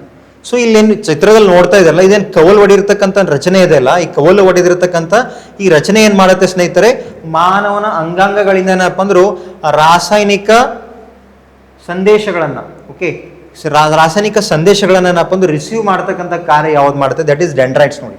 That is dendrites. ಆಮೇಲೆ ಸೆಲ್ ಬಾಡಿ ಅಂತ ಇದೆ ಸ್ನೇಹಿತರೆ. ಇಲ್ಲಿ ನೋಡ್ಬೋದು ನೀವು, ಇದೇನದಿಲ್ಲ ಸೆಲ್ ಬಾಡಿ ಇದೆ. ಈ ಸೆಲ್ ಬಾಡಿಲಿ ನ್ಯೂಕ್ಲಿಯಸ್ ಅಂತಿದೆ ಸ್ನೇಹಿತರೆ. ಈ ಸೆಲ್ ಬಾಡಿಯಲ್ಲಿ ಏನಿರುತ್ತೆ ಸ್ನೇಹಿತರೆ, ಈ ಸೆಲ್ ಬಾಡಿಯಲ್ಲಿ ಕೋಶ ದ್ರವ್ಯ ಅಂತ ಇದೆ. ಆ ಕೋಶ ದ್ರವ್ಯ ನ್ಯೂಕ್ಲಿಯಸ್ ಅಂತ. ನ್ಯೂಕ್ಲಿಯಸ್ ಮೀನ್ಸ್ ಜೆನೆಟಿಕಲ್ ಮೆಟೀರಿಯಲ್ ಎಲ್ಲ ಇಲ್ಲೇ ಸ್ಟೋರ್ ಆಗಿರುತ್ತೆ. ಯಾವ ರೀತಿ ಮಾಹಿತಿ ಬಂದಿದೆ, ಎಲ್ಲಿಂದ ಬಂದಿದೆ, ಹೆಂಗೆ ಬಂದಿದೆ, ಅವೆಲ್ಲ ಇಲ್ಲಿಂದ ಸ್ಟೋರ್ ಆದಾಗ ಡೆಂಡ್ರೈಟ್ಸ್ ಮೂಲಕ ಈ ಸೆಲ್ ಬಾಡಿಗೆ ಬಂದಾಗ ಆ ಸೆಲ್ ಬಾಡಿಯಿಂದ ಈ ಮಾಹಿತಿ ಎಲ್ಲ ರವಾನೆ ಆಗಬೇಕಿಲ್ಲ. ಅದನ್ನು ರವಾನೆ ಮಾಡ್ತಕ್ಕಂಥ ಕಾರ್ಯ ಯಾವ್ದು ಮಾಡ್ತಂದ್ರೆ ಆಕ್ಸಾನ್ ನೋಡಿ. ಓಕೆ, ಮೂರನೇ ಭಾಗ ಯಾವ್ದು ಸ್ನೇಹಿತರೆ, ಆಕ್ಸಾನ್. ಆಕ್ಸಾನ್ ಏನು ಮಾಡುತ್ತೆ ಸ್ನೇಹಿತರೆ, ಇವೆಲ್ಲ ಏನು ವಿದ್ಯುತ್ ಆವೇಶ ಕಣಗಳು ಬಂದಿರಲ್ಲ, ಇವುಗಳನ್ನ ಏನಪ್ಪ ಅಂದ್ರು ರಾಸಾಯನಿಕ ಆವೇಶಗಳಾಗಿ ಕನ್ವರ್ಟ್ ಆದಾಗ ಈ ಆಕ್ಸಾನ್ ಮಾಡಿ ಏನು ಮಾಡುತ್ತೆ ಸ್ನೇಹಿತರೆ, ಈ ಎಲ್ಲ ಮಾಹಿತಿಯನ್ನು ಈ ಆಕ್ಸಾನ್ ಮೂಲಕ ಏನಪ್ಪ ಅಂದ್ರೆ, ಇಲ್ಲಿ ಆಕ್ಸಾನ್ ನೋಡ್ಬೋದು ಈ ರೀತಿ ಏನಪ್ಪ ಅಂದ್ರೆ ಗ್ಯಾಪ್ ಇದೆ, ಇಲ್ಲೆಲ್ಲ ಇಲ್ಲಿ ಗ್ಯಾಪ್ ಇದೆ ನೋಡ್ಬೋದು. ಈ ಗ್ಯಾಪಿಗೆ ಏನಂತ ಕರೀತಾರೆ ಒಂದ್ಸರಿ ಎಕ್ಸಾಮ್ನ ಕೇಳಿದ ಸ್ನೇಹಿತರೆ, ಇದಕ್ಕೆ ಸಿನಾಪ್ಸ್ ಅಂತ ಕರೀತಾರೆ ಸ್ನೇಹಿತರೆ. ಏನಂತ ಕರೀತಾರೆ ಸ್ನೇಹಿತರೆ, ಸಿನಾಪ್ಸ್. ಏನ್ ಮಾಡುತ್ತೆ ಸ್ನೇಹಿತರೆ ಇದು ಸಿನಾಪ್ಸ್ ನೋಡಿ, ಈ ಆಕ್ಸಾನ್ ತುದಿ ಮತ್ತು ಬೇರೊಂದು ನರಕೋಶದ ಡೆಂಡ್ರೈಟ್ಗಳ ನಡುವಿನ ಚಿಕ್ಕ ಸ್ಥಳ ಅವಕಾಶವನ್ನು ಕರೀತಾರೆ ಸಿನಾಪ್ಸ್ ಅಂತ ಕರೀತಾರೆ. ಇಲ್ಲಿ ನೋಡ್ಬೋದು ನೀವು, ಈ ಗ್ಯಾಪ್ ಆದಾಗ ಈ ಆಕ್ಸಾನ್ ಟರ್ಮಿನಲ್ ಅಂತ ಬರುತ್ತೆ ಸ್ನೇಹಿತರೆ, ಆಕ್ಸಾನ್ನ ತುದಿ ಬರುತ್ತೆ. ಈ ಆಕ್ಸಾನ್ನ ತುದಿ ಮತ್ತೇನಾಗುತ್ತೆ ಸ್ನೇಹಿತರೆ, ಇನ್ನೊಂದು ಬೇರೆ ಡ್ಯಾಂಡ್ರೈಟ್ಸ್ ಕನೆಕ್ಟ್ ಆಗಿರುತ್ತೆ. ಈ ರೀತಿ ಸುರುಳಿಯ ಲೈಕ್ ಕನೆಕ್ಷನ್ ಮಾಡಿರ್ತಾರಲ್ಲ, ಒಬ್ಬರೊಬ್ರು ಏನಪ್ಪ ಅಂದ್ರು ಕೈ ಜೋಡಣೆ ಮಾಡಿರ್ತಾರಲ್ಲ, ಆ ರೀತಿ ಏನಪ್ಪ ಅಂದ್ರೆ ಈ ಡ್ಯಾಂಡ್ರೈಟ್ಸ್ ಇನ್ನೊಂದು ಬೇರೆ ನ್ಯೂರಾನಿಗೆ ಏನಪ್ಪ ಅಂದ್ರೆ ಕನೆಕ್ಟ್ ಆಗಿರುತ್ತೆ. ಈ ಕನೆಕ್ಷನ್ಗೆ ಏನಂತ ಕರೀತಾರೆ ಅಂತ ಕೇಳಿದ ಎಕ್ಸಾಂಪಲ್, ಇದನ್ನ ಸಿನಾಪ್ಸ್ ಅಂತ ಕರೀತಾರೆ ಸ್ನೇಹಿತರೆ. ಆಕ್ಸಾನ್ ತುದಿ ಮತ್ತು ಬೇರೊಂದು ಡೆಂಡ್ರೈಟ್ಸ್ ಏನಪ್ಪ ಅಂದ್ರೆ ತುದಿಗೆ ಏನಪ್ಪ ಅಂದ್ರೆ ಕನೆಕ್ಷನ್ ಅಥವಾ ಸಂಪರ್ಕ ಮಾಡ್ತಕ್ಕಂಥ ಒಂದು ಭಾಗ ಯಾವುದಪ್ಪ ಅಂದ್ರೆ ಸಿನಾಪ್ಸ್ ನೋಡಿ. ಹೌದು, ಸಿನಾಪ್ಸ್. ಅದೇ ರೀತಿಯಲ್ಲಿ ನೋಡ್ಬೋದು ನೀವು, ಈ ನ್ಯೂರಾನ್ಗಳಲ್ಲಿ ನ್ಯೂರೋ ಟ್ರಾನ್ಸ್ಮಿಟರ್ಸ್ ಅಂತ ಕಂಡು ಬರುತ್ತೆ ಸ್ನೇಹಿತರೆ. ನ್ಯೂರೋ ಟ್ರಾನ್ಸ್ಮಿಟರ್ ಏನು ಸರ್ ನ್ಯೂರೋ ಟ್ರಾನ್ಸ್ಮಿಟರ್? ನೋಡಿ, ನೀವು ಯಾವುದೇ ಚೂಪಾದ ವಸ್ತುವನ್ನು ಮುಟ್ಟಿದಾಗ ಅಥವಾ ಯಾವುದೇ ಒಂದು ದೃಶ್ಯವನ್ನು ನೋಡಿದಾಗ ನಮ್ಮ ಬಾಡಿಲಿಂದ ಏನಪ್ಪ ಸಿಗ್ನಲ್ ಪಾಸ್ ಆಗುತ್ತೆ ಸ್ನೇಹಿತರೆ. That signal in nothing but neuro transmitter. Okay, ಈ ನ್ಯೂರೋ ಟ್ರಾನ್ಸ್ಮಿಟರ್ ಏನಾಗುತ್ತೆ ಸ್ನೇಹಿತರೆ, ವಿದ್ಯುದ್ದಾವೇಶ ಕಣಗಳೇನಪ್ಪ ಅಂದ್ರೆ ರಾಸಾಯನಿಕ ಕಣಗಳಾಗಿ ಪರಿವರ್ತನೆ ಮಾಡ್ತಕ್ಕಂಥ ಒಂದು ಟ್ರಾನ್ಸ್ಮಿಟರ್ ನ್ಯೂರೋ ಟ್ರಾನ್ಸ್ಮಿಟರ್ ಅಂತ ಕರೀತಾರೆ. ಇಲ್ಲಿ ಮುಖ್ಯವಾಗಿ 2 ಟ್ರಾನ್ಸ್ಮಿಟರ್ಗಳು ಇಂಪಾರ್ಟೆಂಟ್ ಸರಿ ಸ್ನೇಹಿತರೆ. ಮೊದಲನೇದು ಯಾವುದು ಡೋಪಾಮೈನ್ ಅಂತಿದೆ, ಇನ್ನೊಂದು ಅಸಿಟೋಕೋಲಿನ್ ಅಂತ. ಏನು ಮಾಡುತ್ತೆ ಸರ್ ಡೋಪಾಮೈನ್? ನೋಡಿ, ಈ ಡೋಪಾಮೈನ್ ಏನಪ್ಪ ಅಂದ್ರೆ ಪ್ರಾಪರ್ ಆಗಿ ರಿಲೀಸ್ ಆದಾಗ ಮಾತ್ರ ಆ ಮನುಷ್ಯ ರಿಲ್ಯಾಕ್ಸ್ ಆಗ್ತಾನೆ ಸ್ನೇಹಿತರೆ. ಓದಲು ಬರೆಯಲು ಸಹಕಾರವನ್ನು ಮಾಡ್ತಕ್ಕಂಥ ಒಂದು ಇದು ಹಾರ್ಮೋನ್ ರಿಲೀಸ್ ಆಗುತ್ತೆ ಡೋಪಾಮೈನ್ ಅಂತ. ಓಕೆ, ಇದು ಕೂಡ ಏನಪ್ಪ ಅಂದ್ರೆ ಹೆಲ್ಪ್ಫುಲ್ ಆಗಿರುತ್ತೆ. ಆಮೇಲೆ ಈ ಡೋಪಾಮೈನ್ ಏನಪ್ಪ ಅಂದ್ರೆ ಕೊರತೆ, ಈ ಡೋಪಾಮೈನ್ ಏನಪ್ಪ ಅಂದ್ರೆ ನಮ್ಮ ತಲೆಯಲ್ಲಿ ಮೆದುಳಲ್ಲಿ ಏನಪ್ಪ ಅಂದ್ರೆ ಕಡಿಮೆ ಆದಾಗ ಒಂದು ಡಿಸೀಸ್ ಬರುತ್ತೆ ಸ್ನೇಹಿತರೆ, ದಟ್ ಈಸ್ ಪಾರ್ಕಿನ್ಸನ್ ಡಿಸೀಸ್ ಅಂತ. ಪಾರ್ಕಿನ್ಸನ್ ಅಂತಕ್ಕಂಥ ಒಂದು ಡಿಸೀಸ್ ಬರುತ್ತೆ ಸ್ನೇಹಿತರೆ. That is because of due to dopamine, lack of dopamine. Okay, ಈ ಡೋಪಾಮೈನ್ ಕೊರತೆ ಆದ. ಅದೇ ರೀತಿ ಅಸಿಟೋಕೋಲಿನ್ ಅಂತಕ್ಕಂಥ ನ್ಯೂರೋ ಟ್ರಾನ್ಸ್ಮಿಟರ್ ಕಡಿಮೆ ಆದಾಗ ಅಥವಾ ಈ ಒಂದು ಹಾರ್ಮೋನ್ ರಿಲೀಸ್ ಏನಪ್ಪ ಅಂದ್ರೆ ಕಡಿಮೆ ಆದಾಗ ಏನಾಗುತ್ತೆ ಸ್ನೇಹಿತರೆ, ಅಸಿಟೋಕೋಲಿನ್ ಕಡಿಮೆ ಆದಾಗ ಇಲ್ಲಿ ಒಂದು ಡಿಸೀಸ್ ಬರುತ್ತೆ, ದಟ್ ಈಸ್ ಅಲ್ಝಮೈರ್ ಅಂತಕ್ಕಂಥ ಡಿಸೀಸ್. ಯಾವ ಡಿಸೀಸು? ಅಲ್ಝಮೈರ್ ಅಂತಕ್ಕಂಥ ಒಂದು ಡಿಸೀಸ್ ಬರುತ್ತೆ ಸ್ನೇಹಿತರೆ. ಅಲ್ಝಮೈರ್ ಅಂತಕ್ಕಂಥ disease. Okay, this is all about all the 3 parts of neuron. ನ್ಯೂರಾನ್ನ 3 ಭಾಗಗಳು, dendrite, cell body and axon. Okay, ಇಲ್ಲೊಂದು ಎಕ್ಸೆಪ್ಷನಲ್ ಕೇಸ್ ಏನಿದೆಪ್ಪ ನ್ಯೂರಾನ್ ಬಗ್ಗೆ ಏನಪ್ಪ ಅಂದ್ರು, ಈ ನ್ಯೂರಾನ್ ಸೆಲ್ಸ್ ಇದೆಲ್ಲ ಮಾನವನ ಮೆದುಳಲ್ಲಿರ್ತಕ್ಕಂಥ ನ್ಯೂರಾನ್ ಸೆಲ್ಸ್ ಅಲ್ಲಿ ಏನಪ್ಪ ಅಂದ್ರು ಸೆಲ್ ಡಿವಿಷನ್ ಆಗಲ್ಲ. ಅದಕ್ಕೆ ಕಾರಣ ಏನು ಸರಪ್ಪ ಅಂದ್ರು, ಇದರಲ್ಲಿ ಸೆಂಟ್ರೋಸೋಮ್ಸ್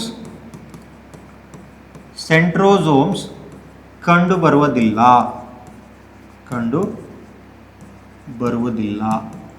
ಆ ಕಾರಣಕ್ಕಾಗಿ ಮಾನವನ ಮೆದುಳಿನ ಭಾಗದಲ್ಲಿ ಏನಪ್ಪ ಅಂದ್ರೆ ಸೆಲ್ ಡಿವಿಷನ್, ಕೋಶ ವಿಭಜನೆ ಆಗಲ್ಲ ನೋಡಿ ಸ್ನೇಹಿತರೆ. ಕೋಶ ವಿಭಜನೆ ಆಗೋದಿಲ್ಲ. ಇದಕ್ಕೆ ಕಾರಣ ಸೆಂಟ್ರೋಸೋಮ್. ಸೆಂಟ್ರೋಸೋಮ್ ಏನು ಮಾಡುತ್ತೆ ಸ್ನೇಹಿತರೆ, ಮಾನವನ ಏನಪ್ಪ ಅಂದ್ರೆ ದೇಹದಲ್ಲಿ ಕಂಡು ಬರ್ತಕ್ಕಂಥ ಈ ಜೀವಕೋಶಗಳು ಏನು ಮಾಡುತ್ತೆ ಸ್ನೇಹಿತರೆ, ಸೆಲ್ಲನ್ನು ಡಿವೈಡ್ ಮಾಡ್ಲಿಕ್ಕೆ ಏನಪ್ಪ ಅಂದ್ರೆ ಅನುಕೂಲ. ಬಟ್ ಆದರೆ ಇಲ್ಲಿ ಆಗಲ್ಲ. ಓಕೆ, ಆದರೂ ಆಗಲ್ಲ ಅಂದ್ರೆ ಕಾರಣನು ಬ್ರೈನ್ ಟ್ಯೂಮರ್ ಯಾಕಾಗುತ್ತೆ ಸರ್, ಅದಕ್ಕೆ ಕಾರಣ ಏನು ಅಂದಾಗ ಇಲ್ಲಿ ಮೇನ್ ರೀಸನ್ ನೋಡಿ, ನಾನು ಆಲ್ರೆಡಿ ಹೇಳಿದ್ದೀನಿ 2 ಪ್ರಕಾರದ ಸೆಲ್ ಕಂಡು ಬರುತ್ತೆ ಸ್ನೇಹಿತರೆ. ಒಂದು ನ್ಯೂರಾನ್, ಇನ್ನೊಂದು ಗ್ಲೇಲಿಯಲ್ ಸೆಲ್ಸ್ ಅಂತ. ಇಲ್ಲಿ ಯಾವುದೇ ಒಂದು ಏನಪ್ಪ ಅಂದ್ರೆ ಆಘಾತ ಉಂಟಾದಾಗ ಮಾನವನ ದೇಹದಲ್ಲಿ ಏನಪ್ಪ ಅಂದ್ರೆ ಈ ನ್ಯೂರಾನ್ ಏನಿದೆಲ್ಲ, ನ್ಯೂರಾನ್ ಅಥವಾ ನರ್ವ್ ಸೆಲ್ಸ್ ಇದೆಲ್ಲ, ಇವೇನಪ್ಪ ಅಂದ್ರೆ ಸೆಲ್ ಡಿವಿಷನೇ ಮಾಡಲ್ಲ ಸ್ನೇಹಿತರೆ. ಸೆಲ್ ಡಿವಿಷನ್ ಮಾಡೋಂಗಿಲ್ಲ. ಆ ಕಾರಣಕ್ಕಾಗಿ ಏನಪ್ಪ ಅಂದ್ರು ಇಲ್ಲಿ ಇನ್ನೊಂದು ಸೆಲ್ ಇದೆ, ಗ್ಲೇಲಿಯಲ್ ಸೆಲ್ ಅಂತಿದೆ. ಈ 2 ಸೆಲ್ ಏನಪ್ಪ ಅಂದ್ರೆ ಒಂದಕ್ಕೊಂದು ಪೂರಕವಾಗಿರ್ತವೆ, ಬ್ಯಾಲೆನ್ಸ್ ಮಾಡ್ಲಿಕ್ಕೆ ಇರ್ತವೆ. ಆದರೆ ದೊಡ್ಡ ರೀತಿಯ ಆಘಾತ ಆದಾಗ ಏನಾಗುತ್ತೆ ಸ್ನೇಹಿತರೆ, ನರ್ವ್ ಸೆಲ್ ಡಿವಿಷನೇ ಆಗಲ್ಲ. ಆ ಟೈಮಿಗೆ ಗ್ಲೇಲಿಯಲ್ ಸೆಲ್ ಏನಾಗುತ್ತೆ ಸ್ನೇಹಿತರೆ, ನರ್ವ್ ಸೆಲ್ಲಿಗೆ ಸೇರ್ಕೊಂಡಾಗ ಇಲ್ಲಿ ಏನು ಪ್ರಾಬ್ಲಮ್ ಆಗುತ್ತೆ ಅಪ್ಪ ಅಂದ್ರು ಬ್ರೈನ್ ಟ್ಯೂಮರ್ ಆಗ್ತಕ್ಕಂಥ ಚಾನ್ಸಸ್ ಅಥವಾ ಬ್ರೈನ್ ಹ್ಯಾಮ್ರೇಜ್ ಆಗ್ತಕ್ಕಂಥ ಚಾನ್ಸಸ್ ಇರುತ್ತೆ ಸ್ನೇಹಿತರೆ. ಎಲ್ಲಿ it is because of nerve and glial cells ನೋಡಿ. Okay, so this is all about neuron. Next, ಮೆದುಳಿಗೆ ಸಂಬಂಧಿರ್ತಕ್ಕಂಥ ಕೆಲವೊಂದು ರೋಗಗಳಿದಾವೆ ಸ್ನೇಹಿತರೆ. ಮೆದುಳಿಗೆ ಸಂಬಂಧಿಸ್ತಕ್ಕಂಥ ಕೆಲವೊಂದು ರೋಗಗಳಿದಾವೆ. ಸೊ ಇಲ್ಲಿ ನೋಡ್ಬೋದು, ಮೊದಲನೇದಾಗಿ ಅನೆಕ್ಸಿಯಾ ಅಂತಿದೆ ಸ್ನೇಹಿತರೆ. ಅನೆಕ್ಸಿಯಾ ಮೀನ್ಸ್ ನಮ್ಮ ಮಾನವನ ಮೆದುಳಿಗೆ ಎಷ್ಟು ಅಮೌಂಟ್ ಆಫ್ ಆಕ್ಸಿಜನ್ ಬೇಕು, ಆ ಅಮೌಂಟ್ ಆಫ್ ಆಕ್ಸಿಜನ್ ಸಪ್ಲೈನೇ ಆಗಲ್ಲ. ಅಂಥ ಒಂದು ಪರಿಸ್ಥಿತಿಗೆ ಏನಂತ ಅಥವಾ ಅಂಥ ಒಂದು ಸ್ಥಿತಿಗೆ ಏನಂತ ಕರೀತಾರಪ್ಪ ಅಂದ್ರೆ ಅನೆಕ್ಸಿಯಾ ಅಂತ ಕರೀತಾರೆ ಸ್ನೇಹಿತರೆ. ಅನೆಕ್ಸಿಯಾ ನೋಡಿ, ಆಮ್ಲಜನಕದ ಪ್ರಮಾಣ ಕಡಿಮೆ ಆಗೋದು ಬ್ರೈನಿಗೆ. ಅದೇ ರೀತಿ ಮೆನೆಂಜೈಟಿಸ್ ಅಂತಿದೆ. ಮೆನೆಂಜೈಟಿಸ್ ನಾನು ಆಲ್ರೆಡಿ ಹೇಳಿದ್ದೀನಿ. ಮೆನೆಂಜೈಟಿಸ್ ಏನಪ್ಪ ಅಂದ್ರೆ ಮಾನವನ ಮೆದುಳಿನಲ್ಲಿ ಸುತ್ತುವರಿರ್ತಕ್ಕಂಥ ಒಂದು ಪೊರೆ ಯಾವುದು? ಮೆನೆಂಜಿಸ್. ಈ ಮೆನೆಂಜಸ್ಸಿಗೆ ಏನಪ್ಪ ಅಂದ್ರು ಏನಾಗುತ್ತೆ, ಒಂದು ಕಾಯಿಲೆ ಬರುತ್ತೆ, ದಟ್ ಈಸ್ ಮೆನೆಂಜೈಟಿಸ್ ಅಂತ ಕರೀತಾರೆ. ಏನು ಸರ್ ಮೆನೆಂಜೈಟಿಸ್ ಅಂದಾಗ ಮೆದುಳು ಜ್ವರ ಅಂತ ಕರೀತಾರೆ. ಓಕೆ, ಮೆದುಳು ಜ್ವರ ಏನಪ್ಪ ಅಂದ್ರು ಯಾವುದು ಆ ಕಾಯಿಲೆಗೆ ಏನಪ್ಪ ಅಂದ್ರೆ ಮೆನೆಂಜೈಟಿಸ್ ಕಾಯಿಲೆ, ಮೆದುಳು ಜ್ವರ ಅಂತ ಕರೀತಾರೆ.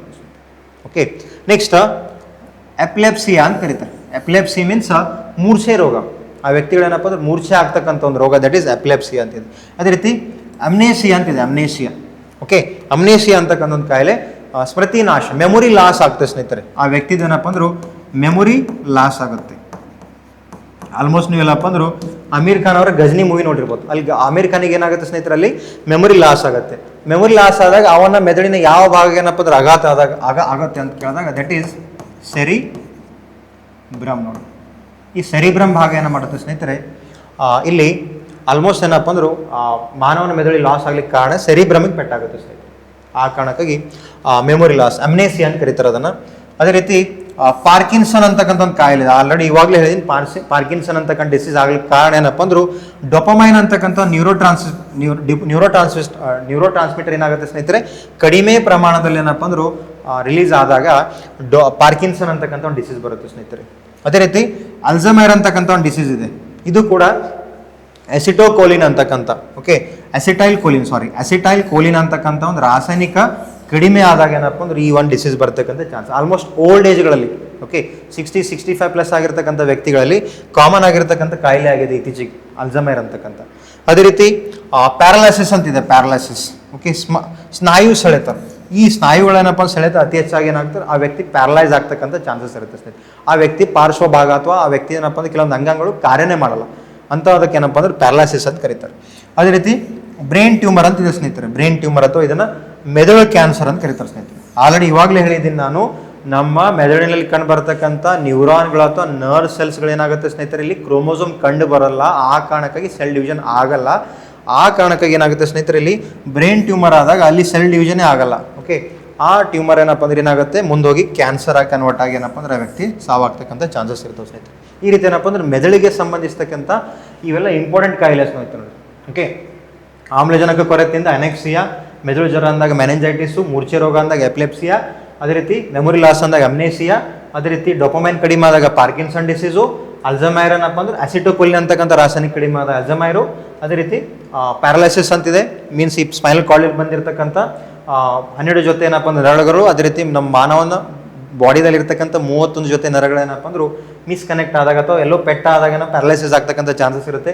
ಅದೇ ರೀತಿ ಬ್ರೈನ್ ಟ್ಯೂಮರ್, ಓಕೆ, ಇವೆಲ್ಲ ಏನಪ್ಪ ಅಂದ್ರು ಮೆದುಳಿಗೆ ಸಂಬಂಧಿಸ್ತಕ್ಕಂಥ ಕೆಲವೊಂದು ಕಾಯಿಲೆಗಳಿದಾವೆ ಸ್ನೇಹಿತರೆ, ಕೆಲವೊಂದು ಕಾಯಿಲೆಗಳಿದಾವೆ. ಓಕೆ, ಸೊ ಇಲ್ಲೇನಪ್ಪ ಅಂದ್ರು ನಾವೇನಪ್ಪ ಅಂದ್ರೆ ಹಿಂದಿನ ಕ್ಲಾಸಲ್ಲಿ ಫುಲ್ ಈ ಸೆಂಟ್ರಲ್ ನರ್ವಸ್ ಸಿಸ್ಟಮ್ ಬಗ್ಗೆ ಫುಲ್ ಕಂಪ್ಲೀಟ್ ಆಗಿ ತಿಳ್ಕೊಂಡಿದ್ವಿ. ಸೆಂಟ್ರಲ್ ನರ್ವಸ್ ಸಿಸ್ಟಮ್ ಬಗ್ಗೆ ಏನಪ್ಪ ಅಂದ್ರೆ ಫುಲ್ ಕಂಪ್ಲೀಟ್ ಆಗಿ ತಿಳ್ಕೊಂಡು. ಓಕೆ, ಎಕ್ಸಾಮಲ್ಲಿ ಏನಪ್ಪ ಅಂದ್ರೆ ಈ ಸಿಸ್ಟಮನ್ನು ಏನಪ್ಪ ಅಂದ್ರೆ ಭಾಳಷ್ಟು ಇಂಪಾರ್ಟೆಂಟ್ ಆಗಿ ಏನಪ್ಪ ಅಂದ್ರೆ ಕನ್ಸಿಡರ್ ಮಾಡಿರ್ತಾನೆ ಸ್ನೇಹಿತರೆ. ಎಸ್ಪೆಷಲಿ ಬ್ರೈನ್ ಮತ್ತು ಸ್ಪೈನಲ್ ಕಾರ್ಡ್ ಬಗ್ಗೆನೇ ಕೇಳಿರ್ತಾನೆ. ಓಕೆ, ಸೊ ಈ ರೀತಿ ಏನಪ್ಪ ಅಂದ್ರು ಹಿಂದಿನ ತರಗತಿಯಲ್ಲಿ ಏನಪ್ಪ ಅಂದ್ರೆ ನಾವು ಈ ಅತ್ಯಂತ ಇಂಪಾರ್ಟೆಂಟ್ ಭಾಗ ಇರತಕ್ಕಂಥ ಮಾನವನ ಮೆದುಳು ಬಗ್ಗೆ ಅಧ್ಯಯನ ಮಾಡಿದ್ವಿ. Okay, last but not least ನೋಡಿ ಸ್ನೇಹಿತರೆ, ಪ್ರಯತ್ನ ಮಾಡ್ತಾ ಇರಬೇಕು. Okay, if you win you will lead, if you fail you will guide ಅಂತ ಹೇಳ್ತಾ ನನ್ನ ಈ ವಿಡಿಯೋನ ಮುಗಿಸ್ತೀನಿ. Thank you.